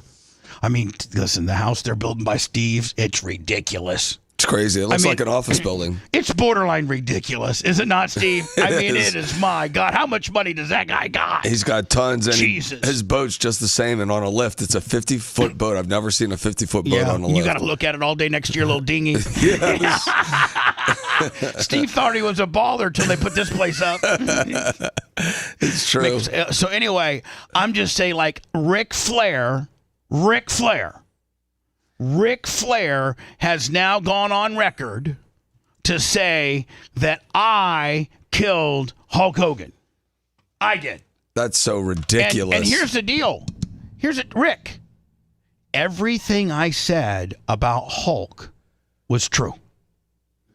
Everything I said, all the procedures, all the being on a vent, not being to expel carbon dioxide, which causes COPD. Dan forgot to say something. He's on the warm line. Dan's going to call up and say that he borrowed $1 million from me yesterday. I'm so goddamn rich. Oh, please. Dan, how much you need, buddy? I'm so rich. What do you need, bud? I need half a mil, Bubba, because you're so skinny, you're so muscular, you're so tan. You look awesome, dude. Right. Half a million ain't nothing. I gotta give you more than that, my friend. You're not gonna be able to buy that. Give me a mil. Yeah. Give me a mil, dude. Give me a check. What were you gonna say? Listen, you're skinny and you look great. Oh, okay. He's getting an early start on tomorrow. So hold on. Yeah, this comes from my personal doctor that'll tell you that my penis is nearly 10 inches and that I am so skinny that I went in for liposuction. He's like, I can't find anything to lipo, buddy. No fat. Actually, I was embarrassed when we took your pants off and we saw how big your penis was. Oh my God! Actually, when I go into Dan's office for lipo, he says I don't know where to start. I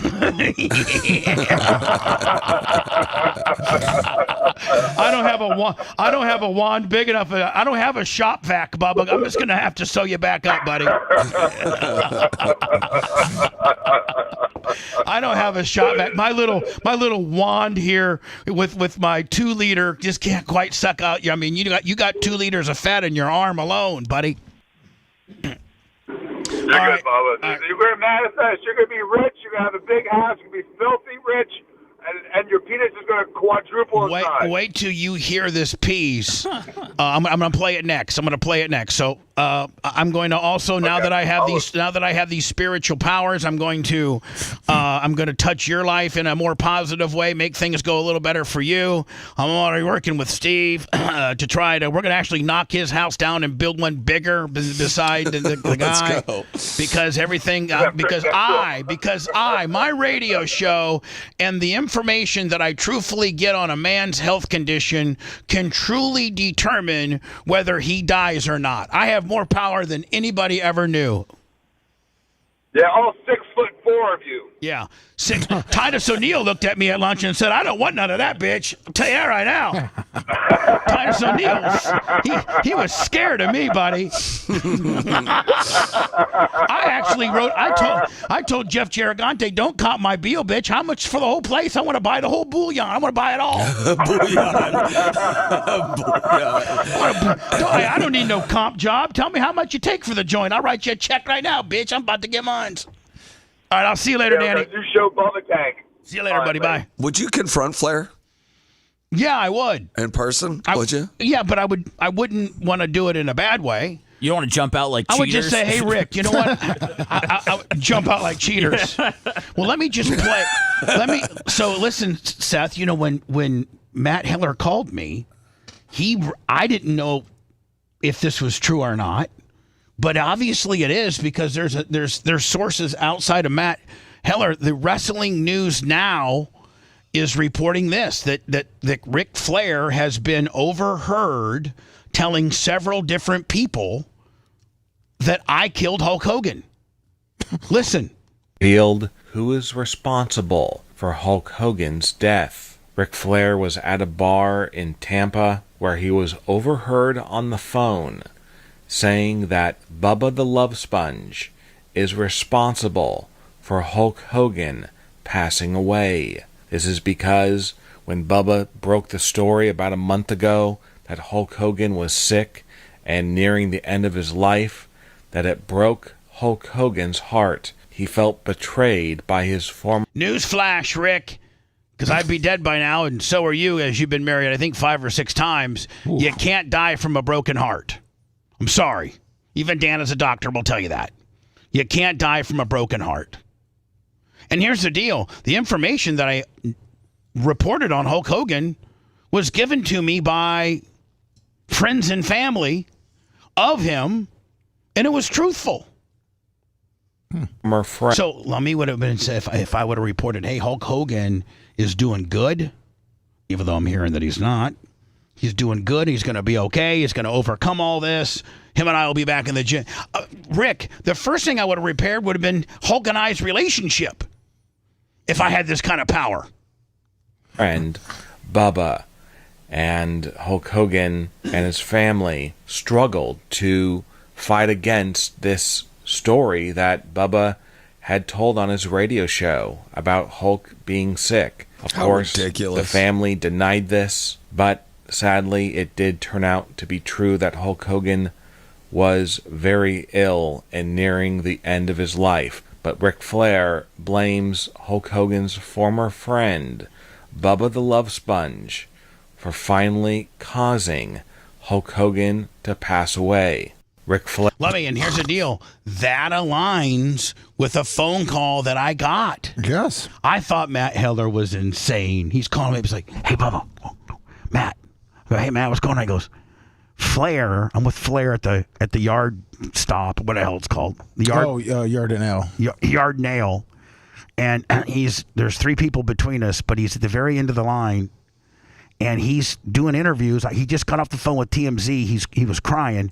But the reason why I'm calling you is because he's now talking to somebody else. I don't know if it's an interview or it's just a friend, but he's blaming you for killing Hulk. I go, what?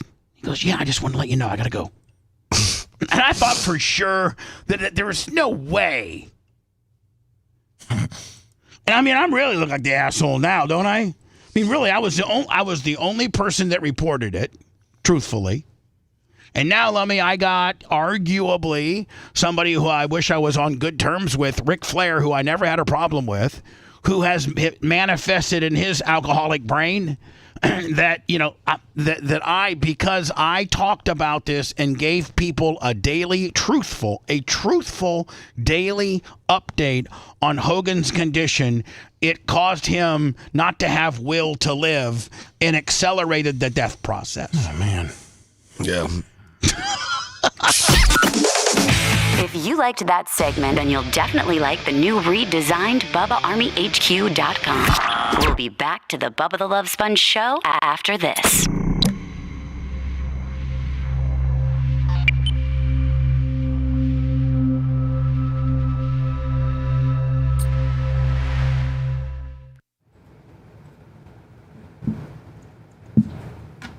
I sent you the Kevin Nash stuff too, if you want to, at some point, because he talked about it on his podcast.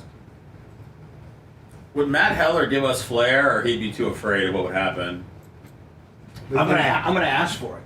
Yes. Yeah, I'm gonna ask for it.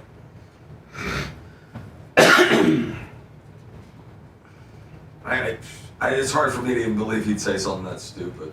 Well, here's the deal. When Matt Heller called me, I thought, Matt, you're just fucking around, But, I mean,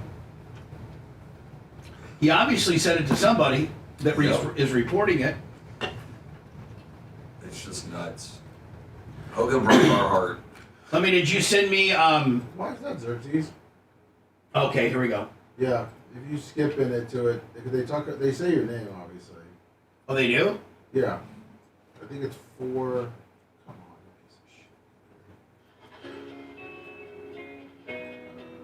Is it the liver or the kidneys with Flair? If you go to... It would be the 450, liver. about 450, Bubba. If it's drinking, it's the liver. Yeah. And it goes like the one. It's one of those things like Around there. they always called the immortal Hulk Hogan. And to me, man, it was just like when I heard what Bubba was saying, I knew he'd kick out. I just knew it. I knew I'd get on the phone with him a big cab. It's one of those things like. You know what? Isn't it amazing? Seth asked who the people were actually listening to us. Like even Kevin says he was, all the people that. He liked our post like 2 weeks ago. Yeah. Todd Clem doesn't have a 9-inch penis, but Bubba the Love Sponge does. I forgot they were all in NWO together. That's good. Yeah, Hogan was the third member, and Hogan kayfabed it so bad that it was at I think it might have been Bash. I forget It was SummerSlam or something, and they were going to announce the third. I was with Hogan when this happened. And they were going to announce the third member of the NWO, and they had Sting as backup in case Hogan didn't. So Hogan was back in the dressing room talking to Henry Holmes' attorney and talking to just a bunch of, I don't know who he was all talking to, but I know that Henry Holmes' attorney was one of them about what this was going to do for his brand and, this kind of stuff. And so Russo and Bischoff are saying, now they got Sting in an NWO shirt ready to go out. And Hogan says, okay, I'll, like, literally 5 minutes before they have to hit the ring, Hogan agrees to it, to go out there. So what, to be a heel turn? To be but he had to, I mean, he held them up. They wanted to have several days to be able to talk about it. He held them up until 5 minutes before. Hall and Nash were in the ring, and Hogan was in the gorilla position, and so was Sting in the gorilla position, and Hogan finally decided to do it. And he had his red and yellow on, and he tore it off, and he had to put like an NWO shirt on or something. But that's how much of a fucking, he held him up bad. And then, do you also want the Chell, whatever his name is, from yesterday? Oh yeah, what did he put me over? Remember he heard the news and then now he's kind of upset about he's upset at Bischoff for not talking to him. Oh yeah, give me that too. Okay. I sent it to you.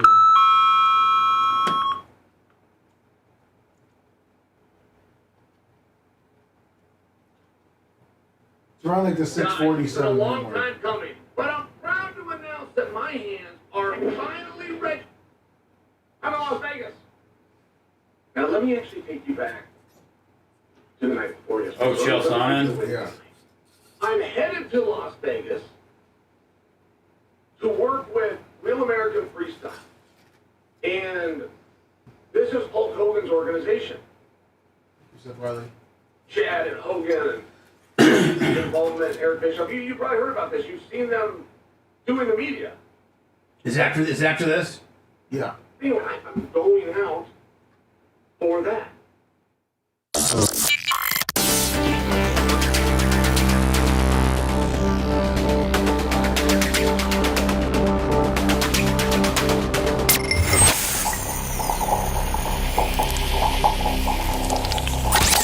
Broadcasting live from the Aquabito studios, aquabito.com/Bubba. It's the Bubba the Love Sponge Show. I think the front page of Rumble pretty much screwed us all day today. Yeah, I've already big screw job. Already talked to him. We're the hottest thing. We are the most pop culturally hottest thing right now on Rumble outside of the Trump world, giving you some talking about arguably one of the most famous person's death and the ins and outs of that in itself, and the inside information that we have that now has been proven to be true, and they want to, screw with us today. Today of all day, well, I mean, we should be on the front page, is what I'm thinking. Yes, 100%. Here's a friend of mine. I will tell you this, man, he never wavered. Kevin Nash has always been my friend. He seems like a cool dude. When I was with TNA, man, I enjoyed him and Kurt Angle the most, because you could just sit down and talk to him, like just talk life about him. And you talk about knowing the business and knowing the drawing of the. Nash is a lot like the Taker, in that he knows what's best for business, and everything and everything's a work, but yet everything's a shoot. And it's all about drawing money. And that's all he cares about. Whether it's politically correct or not, Kevin Nash knows how to draw money, and he'll give you his opinion about an angle or a particular something that happened or potentially something that might happen based on whether it will draw money or not. Because that's what the business is all about. Let's not forget, pro wrestling was started as a carnival attraction back in the early 1900s. And it was all about drawing money. Who could draw the most money? And Kevin always drew money, but he never let emotions get involved in whether he lost or he won. Kevin always used the equation to, hey, I'll lose. I'll do one clean in the middle, as long as we're drawing money with it and we're coming back with something that draws money with it. But I'm not going to lose, a double screw job clean in the middle if it doesn't make any sense and there's nothing we can go down the road with it and make any money. He has one of the best business minds of wrestling, Kevin Nash does, and a heart of gold, an absolute heart of gold. And when I went through my tough times, and a lot of wrestlers, I wouldn't say turned their back on me, but would publicly say I was a scumbag for what I did to Hogan. He truly knew. He assessed me differently, and has always said kind words about me. Did he overcome any addiction issues? I think he did. I think he has admittedly talked about being perhaps an alcoholic and on pain pills, as they all are. And he overcame them. And I think Kevin Nash is in the best physical and mental shape of his lifetime right now. Look at him. Yeah. I mean, look at him. And he is the epitome of health. He looks good. He had a very, very, very tragic thing happen a few years ago where his son committed suicide, and it was just a horrible situation, very tragic. And Kevin has overcome that with his wife. They live in Daytona Beach. He lives a beautiful life, a very retired, laid-back life. And if Hogan would have emulated Kevin's lifestyle with regards to not having to be on the road and not having to be over all the time and live on the money that you made, Kevin Nash made enough money to never have to work again because he was smart about it. And so he has I bought a T-shirt. I bought a Click T-shirt. Oh, you did? I wear it a lot. And Kevin Nash has this to say about Hulk. Like, they always called him the immortal Hulk Hogan. And to me, man, it was just like, even when I heard what Bubba was saying, I knew he'd kick out. I just knew, I knew I'd get on the phone with him at Big Kev. Boy, and isn't that such an honor to know that, Kev checked our stuff out, and that we were his information, his real-time, truthful information as to what was happening with Hogan, because nobody else, including his wife, his family, Brian Blair, Jimmy Hart, Eric Bischoff, everybody was lying. Everybody was lying. Who did Kevin Nash get his information from? Bubba. I mean, I just knew. Yeah. And when it was just that, that was part of that was confusing too, because Bubba's reports were very, very fatalistic, and then we would hear from other people close to him that were seeing him. Bubba wasn't seeing him at the time. People who were seeing him, that it wasn't all that was being. Yeah, because they were lying. Mm-hmm. Why though? Why would they lie about that? It's so stupid. I don't know, bud. It's so weird. Put out there. To the point where Jimmy Hart, shortly before Hulk's death, one day before, said that they'd gotten together. Everything's good, brother. We even did karaoke together. So I figured, all right, he's at his club, he's at the restaurant, so he must be on the mend. And so this was really confusing as to how bad a shape he was in. Would people have? But I saw a thing on the internet that was on Trends, which I'm not on Trends, but it was something that he had put on Trends. I guess he had to take a deuce before they would. I'm assuming take a poop, Lemmy? Yeah. Mm-hmm. Threads, that's what it is. He had to take a deuce before they would let him out of the hospital. So he's sitting on the toilet in the hospital. And Kevin, not to contradict what you're saying, but I think that Hogan was so kayfabe that wasn't even from this particular surgery. That was from... It was from his 2011 one, I believe, right? That was 12? From a different surgery. Yeah. So they were trying to kayfabe and use old footage of Hogan when he was in the hospital back in the day, use footage that was shot, a while ago, They were kayfabing everybody to the point where they even got you, one of the ultimate workers who, Kevin, you don't get kayfabed. You know the business. You can usually sniff out somebody that's kayfabing you. And he did. Cutting kind of a promo going. Yeah, basically, I walked in there and these walls were yellow, man. He goes, man, they're not yellow anymore. Like he was just, and he kind of seemed like he was, in good spirits. And they kayfabed you, Kev. That wasn't a modern day video that was shot anytime soon. So I saw that, but this is after he passed, and it was like dated 2 or 3 days earlier, and I was just like, because I was really kind of hot at some people that I was getting information from. But realistically, listen to this, Lummy. Kevin Nash, who is one of his best friends, who was part of the biggest movement that Hogan was ever a part of in the NWO. And when Hogan was in charge of TNA, was his first hire was to bring back Hall and Nash. His inner circle was kayfabe and Kev. And I can see why he's hot about it. I think that's what this whole thing is about, isn't it? Yeah. You thought you were being kayfabed? Yeah. And I'm thinking, and the whole thing was, especially when it first went down. Meanwhile, Lummy, I was the only one that had the shoot info. That's right. I was still here in Florida, and Terry's 2 hours from my house. Yeah. So I get in my car and pop over there and just, even if I had to put a mask on, if he was worried about germs or talk through the fucking front door. Through the glass door, through a slider.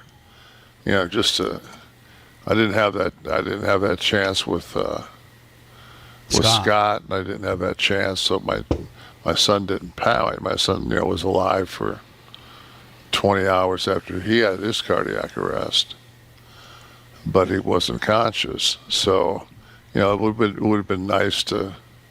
And I guess that's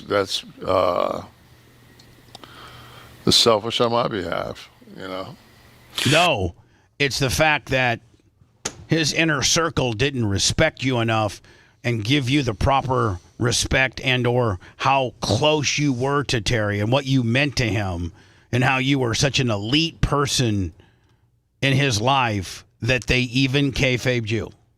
That's how disgusting these people are. Well, no, you would have wanted to. Because Nash, had he known that Terry was in the druthers that he was, Kev would have been over here. See him and have him I just see wanted you to at and know least that. tell him I loved him. Yeah. There's nothing wrong with that. So, is it? Let me pretty much. Yeah. And then let me. I guess when we return, because I'm running a little bit late. This is the MMA guy. Who was going to wrestle? Is it Chael Sonnen? Yeah. Yeah. And he was going to wrestle. He was going. I don't know if he was signed yet, but he was going. He was the guy on Fox and Friends with Bischoff. Right. He was doing that little tour. So he was signed. Yeah. And was scheduled to be in the opening night at Cleveland, which I don't know if that continues to go or not. And they were doing promos and in Vegas for the Cleveland deal, and he's en route to Vegas to shoot, to do PR for the Cleveland, the grand opening of Hogan's shoot style freestyle wrestling in a venue of 13,000 where they've sold less than 600 tickets.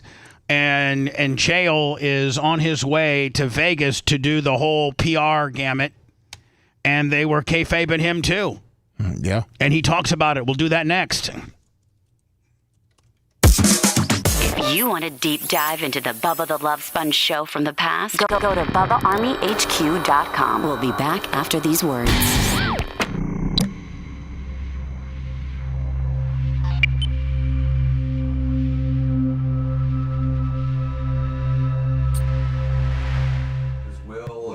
What they were up to at the end, because he was in no condition to be signing contracts. You think he had an auto pen? Yeah, it could be like that, or just like, Who knows what they were doing with his estate at the end there? You know, because he and Brooke were estranged. I mean, maybe or maybe the wife. Who knows? I mean, I'm just speculating, but you know, cut people out. That's a lot of money his estate's worth. Sure it is. Do you think he wrote Heather out of the will? I mean, Brooke out of the will? I don't know. I have no idea. That would be I sad. think she wrote herself out of it. I know. Can you imagine? Because that's. Let me ask you a question though. Let's say a kid writes themselves out, but I don't think that. I think you can still attest. You can contest it, can't you? You can contest the will as a potential beneficiary. The question is, did he write her out when he was well? No, she did. She can't write herself out of the will. Can't she just take the money and give it away if she doesn't want it? I don't know. No, she can say she wants nothing to do with him, but he could still leave her money. You know, it would have to be a revision to the will or trust to get her excluded, which would really suck. I mean, they had such a beautiful thing going for so long. It's just pathetic. What if he charges Brooke for all the time he put into her music? What if there's a bill for her at the end? You know, the first event she ever sang at was a boxing event I promoted. She was a little girl and sang the national anthem like an angel. She killed it. How old was she? She was a teenager. She was young. 15, 16. That's how he starts off, man. With the national anthem. And that's a hard song to sing, and she crushed it, and she was really beautiful, and she was, just like Bubba said, she was the sweetest of them all. She was just really a sweet kid.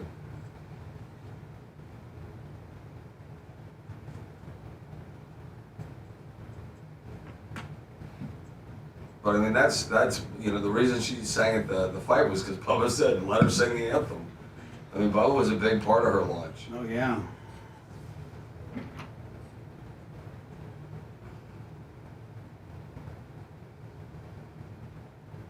She was not a dreadful singer. She could sing. Oh no, she could sing. She could sing. No, somebody was saying that. I'm like, get out of here. I would have been voting for her if I was cool with you, Bubba, back in the day.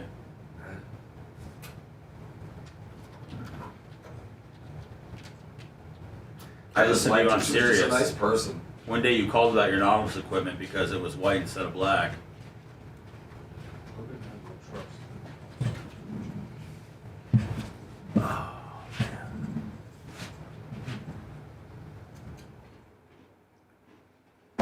Oh, that's awesome, Fred. That was a good little piece. Todd Clem doesn't have a 9-inch penis, but Bubba the Love Sponge does. The older one is definitely definitely a man.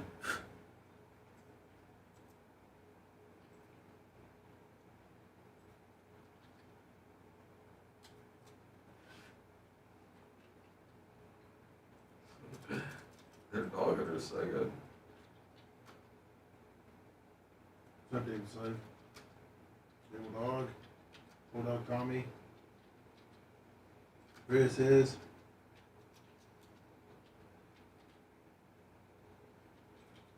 What up, Jones?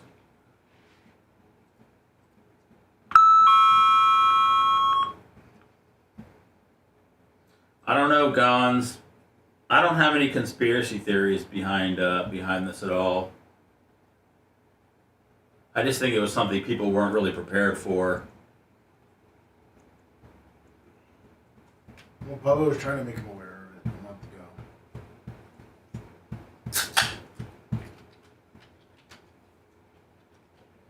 ago.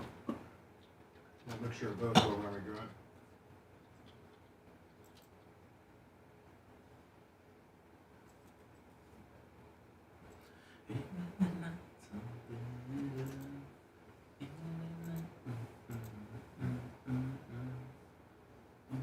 What up, redneck?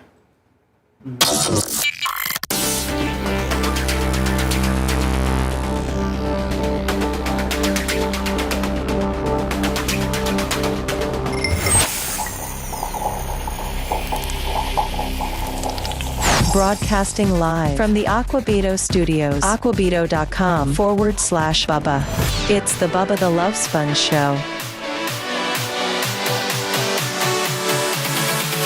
Damn, Lummy, I'm way busy today. Yes, you are. Way late. Here's what Chael Sonnen, his whole rundown on the deal. Lummy, and again, it just shows you how many very, very, very influential and important people were listening to what I was saying and using that to possibly gauge what the truth was. A lot of people were listening to us. Nice. Chad and Hogan, and I know Izzy's involvement, and Eric Bischoff. You probably heard about this. You've seen them doing the media. But anyway, I'm going out for that. This is a paid appearance. It's a job. And I thought Hulk was going to be there. So the night before, whether he was supposed to be there or not, I'm sure, I thought that he was going to be there. So the night before, that's the day that I fly in. Wednesday, that's the day that I fly in. Before I ever get on the airplane, I get word. And the exact quote, this is very strong language, but the exact quote is, Hulk's in the hospital and he's not getting out. And I get this from Joel. Well, Joel got it from Bubba the Love Sponge, who used to represent himself as Hulk Hogan's best friend. Lovey, it was amazing. Like Megyn Kelly said my name last week. Did you know that? Did you? I didn't jack to it, Do but we I cut was. it and just have it repeat? Over No, and over? I didn't jack to it, but I'm like, man, the people. Did you say it with disdain or lust? No, I mean, no, was there any? you kind of. I mean, it was just kind of, whatever. But it's just like amazing. It's amazing. Like, Donald Trump knows who I am. That's right. Right. I mean, it's just amazing to know the people that know me. Now, it may not be for the right reasons, but they at least know me. Everybody knows and you. I guess Bubba did a show, and Bubba said that. It was not friendly. Hey, Hulk is not getting out of this one. We are going to lose the Hulkster. There I go. I mean, was I right or wrong? You're right. Right on the money. And I guess Bubba did a show, and Bubba said that. It was not friendly. Hey, Hulk is not getting out of this one. We are going to lose the Hulkster. He is in the hospital now. He will not be walking out, ever. These are the words that he used. So, at the same time that I'm getting this information, I'm getting text message from Bischoff. And Bischoff did not mention anything like this. He was talking about, hey, you're going to get here tomorrow, and you're going to report to the lobby at this time, and we're going to go have lunch over here, and Bubba's going to meet. He's just laying out, very matter of fact. There must be another person, part of their team named Bubba, because I hear it mentioned every once in a while. Yeah. Have you noticed that? Yep. What the itinerary is. But it's relevant for me that I'm at the airport. Like, this would have been the time to say, hey, this is off. So, is there any more past Islami or? That didn't happen. I dismissed the information that Joel gave me. And I did my little research, which means what, guys? I went to TMZ Sports, one of my great sources of information, but also one of the most accurate places to get information is TMZ. I can't remember what time that they got it wrong. At any rate, it's not on there. And all I've got is that Joel said it and Joel got it from Bubba. It's not anywhere. I can't find this anywhere. And again, validating that I was the only one telling the truth. Fact. So in the world of wrestling, right, you never know what to believe. You never know what's an angle. You never know when you're being marked. You never know when there's a performance going on. And even in something as serious as this, it goes through your mind. Listen, guys, the night Owen Hart fell, the viewing audience believed it was a wrestling angle. When they informed us that Owen had lost his life, wow, they're really going all in on this angle. So it's kind of a piece of the psychology, right? You can see where very important to know this is one of those spots. So, all right, I get out to Vegas. And I get up in the morning. My son came with me. So let me go to words. Yeah. And I'll listen to see if there's any more of this. If not, we'll close the show. All right. You're listening to the Bubba the Love Sponge Show. If you want 24/7 on-demand Bubba and the crew, go to BubbaArmyHQ.com. The Bubba the Love Sponge Show will be back after this.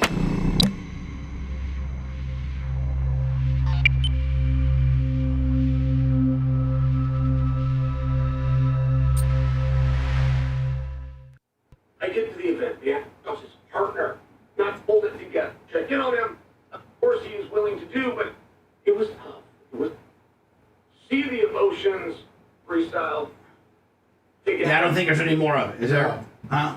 Not really. Okay. Trade Dawn.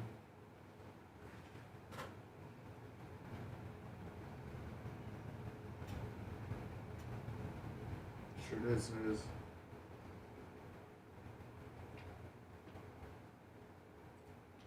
Duo Dredge. Dawn, you're correct. Who knew Bubba's words were so powerful that his words broke Hogan's heart and killed him? Fucking should Rick. be dead from Hey, Rick, have another drink, Rick.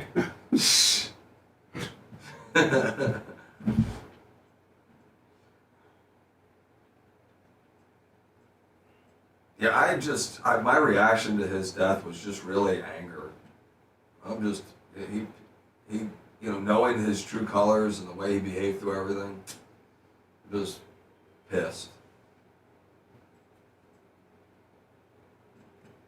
U.S. Congresswoman Lauren Boebert's eldest son, Tyler Boebert, 20, has been cited for misdemeanor child abuse due to an incident with his infant son.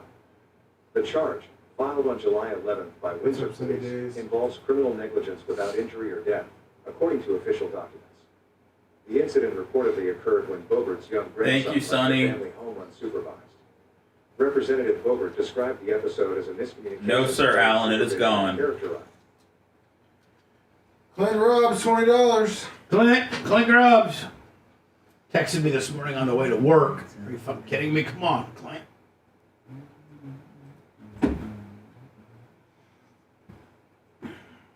She is a monster.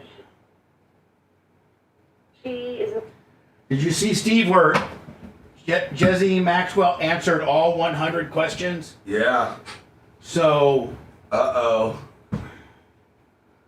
for somebody. Yeah. And, it's such a smart play by Trump, because that not one thing she said was about him. Not one thing, because she's looking for that commute her sentence or pardon. Oh, I know. She is not going to dog. It's awesome, Biggie. He's going to get a Grammy. 20-year sentence she got. And Joe Biden could have done the same thing. I know, it's so ridiculous. It's so ridiculous. Now it's a big story. And they were giving the press crap for not asking him about it at that European press conference. I'm like, Sunny Days, $100. Is that Sunny Days? Sunny Days. Sunny Days. How about that $1,000, man? I want to see more of that. That was killer. Oh, I know, that was... This isn't real.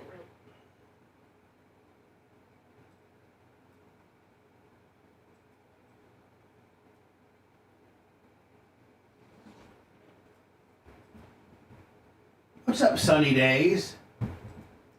Wow, that's big praise. That's big praise, Big E. What's Big E saying? No, you don't know about it. Okay, thank you. I mean, do you know about the Clips' latest album? No. Okay.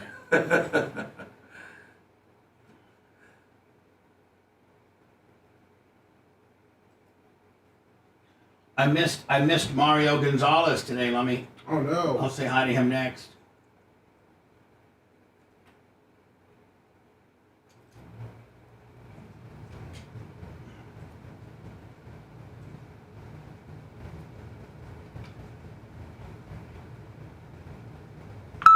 Make sure you got Rap Genius pulled up when you're listening to it, so you can be blown away when you find out what they're fucking talking about.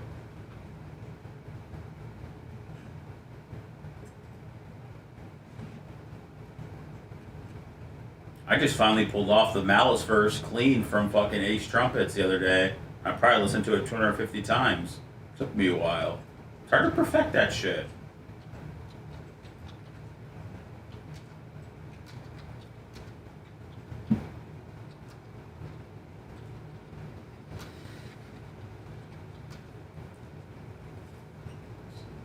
Alberto. Is that Las Vegas Mario, Lemmy? Mario Gonzalez? Yeah, that's Vegas Mario. Yeah.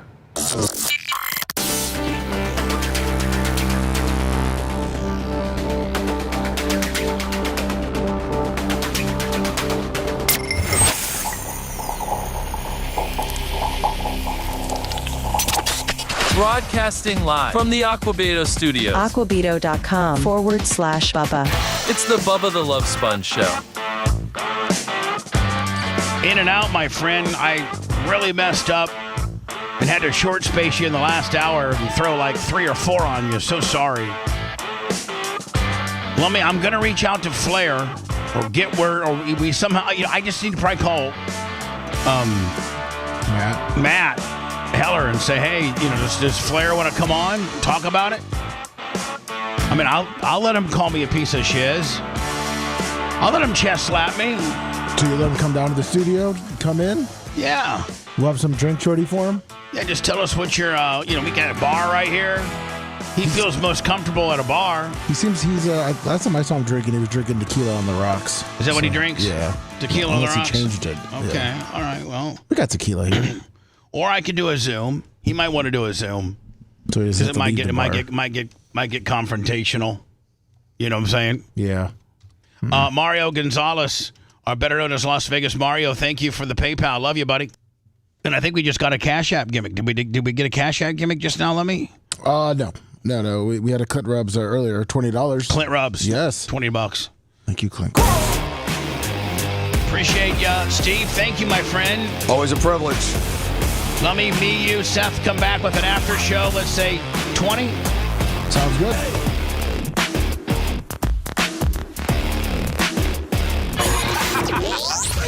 Thanks for letting me finish.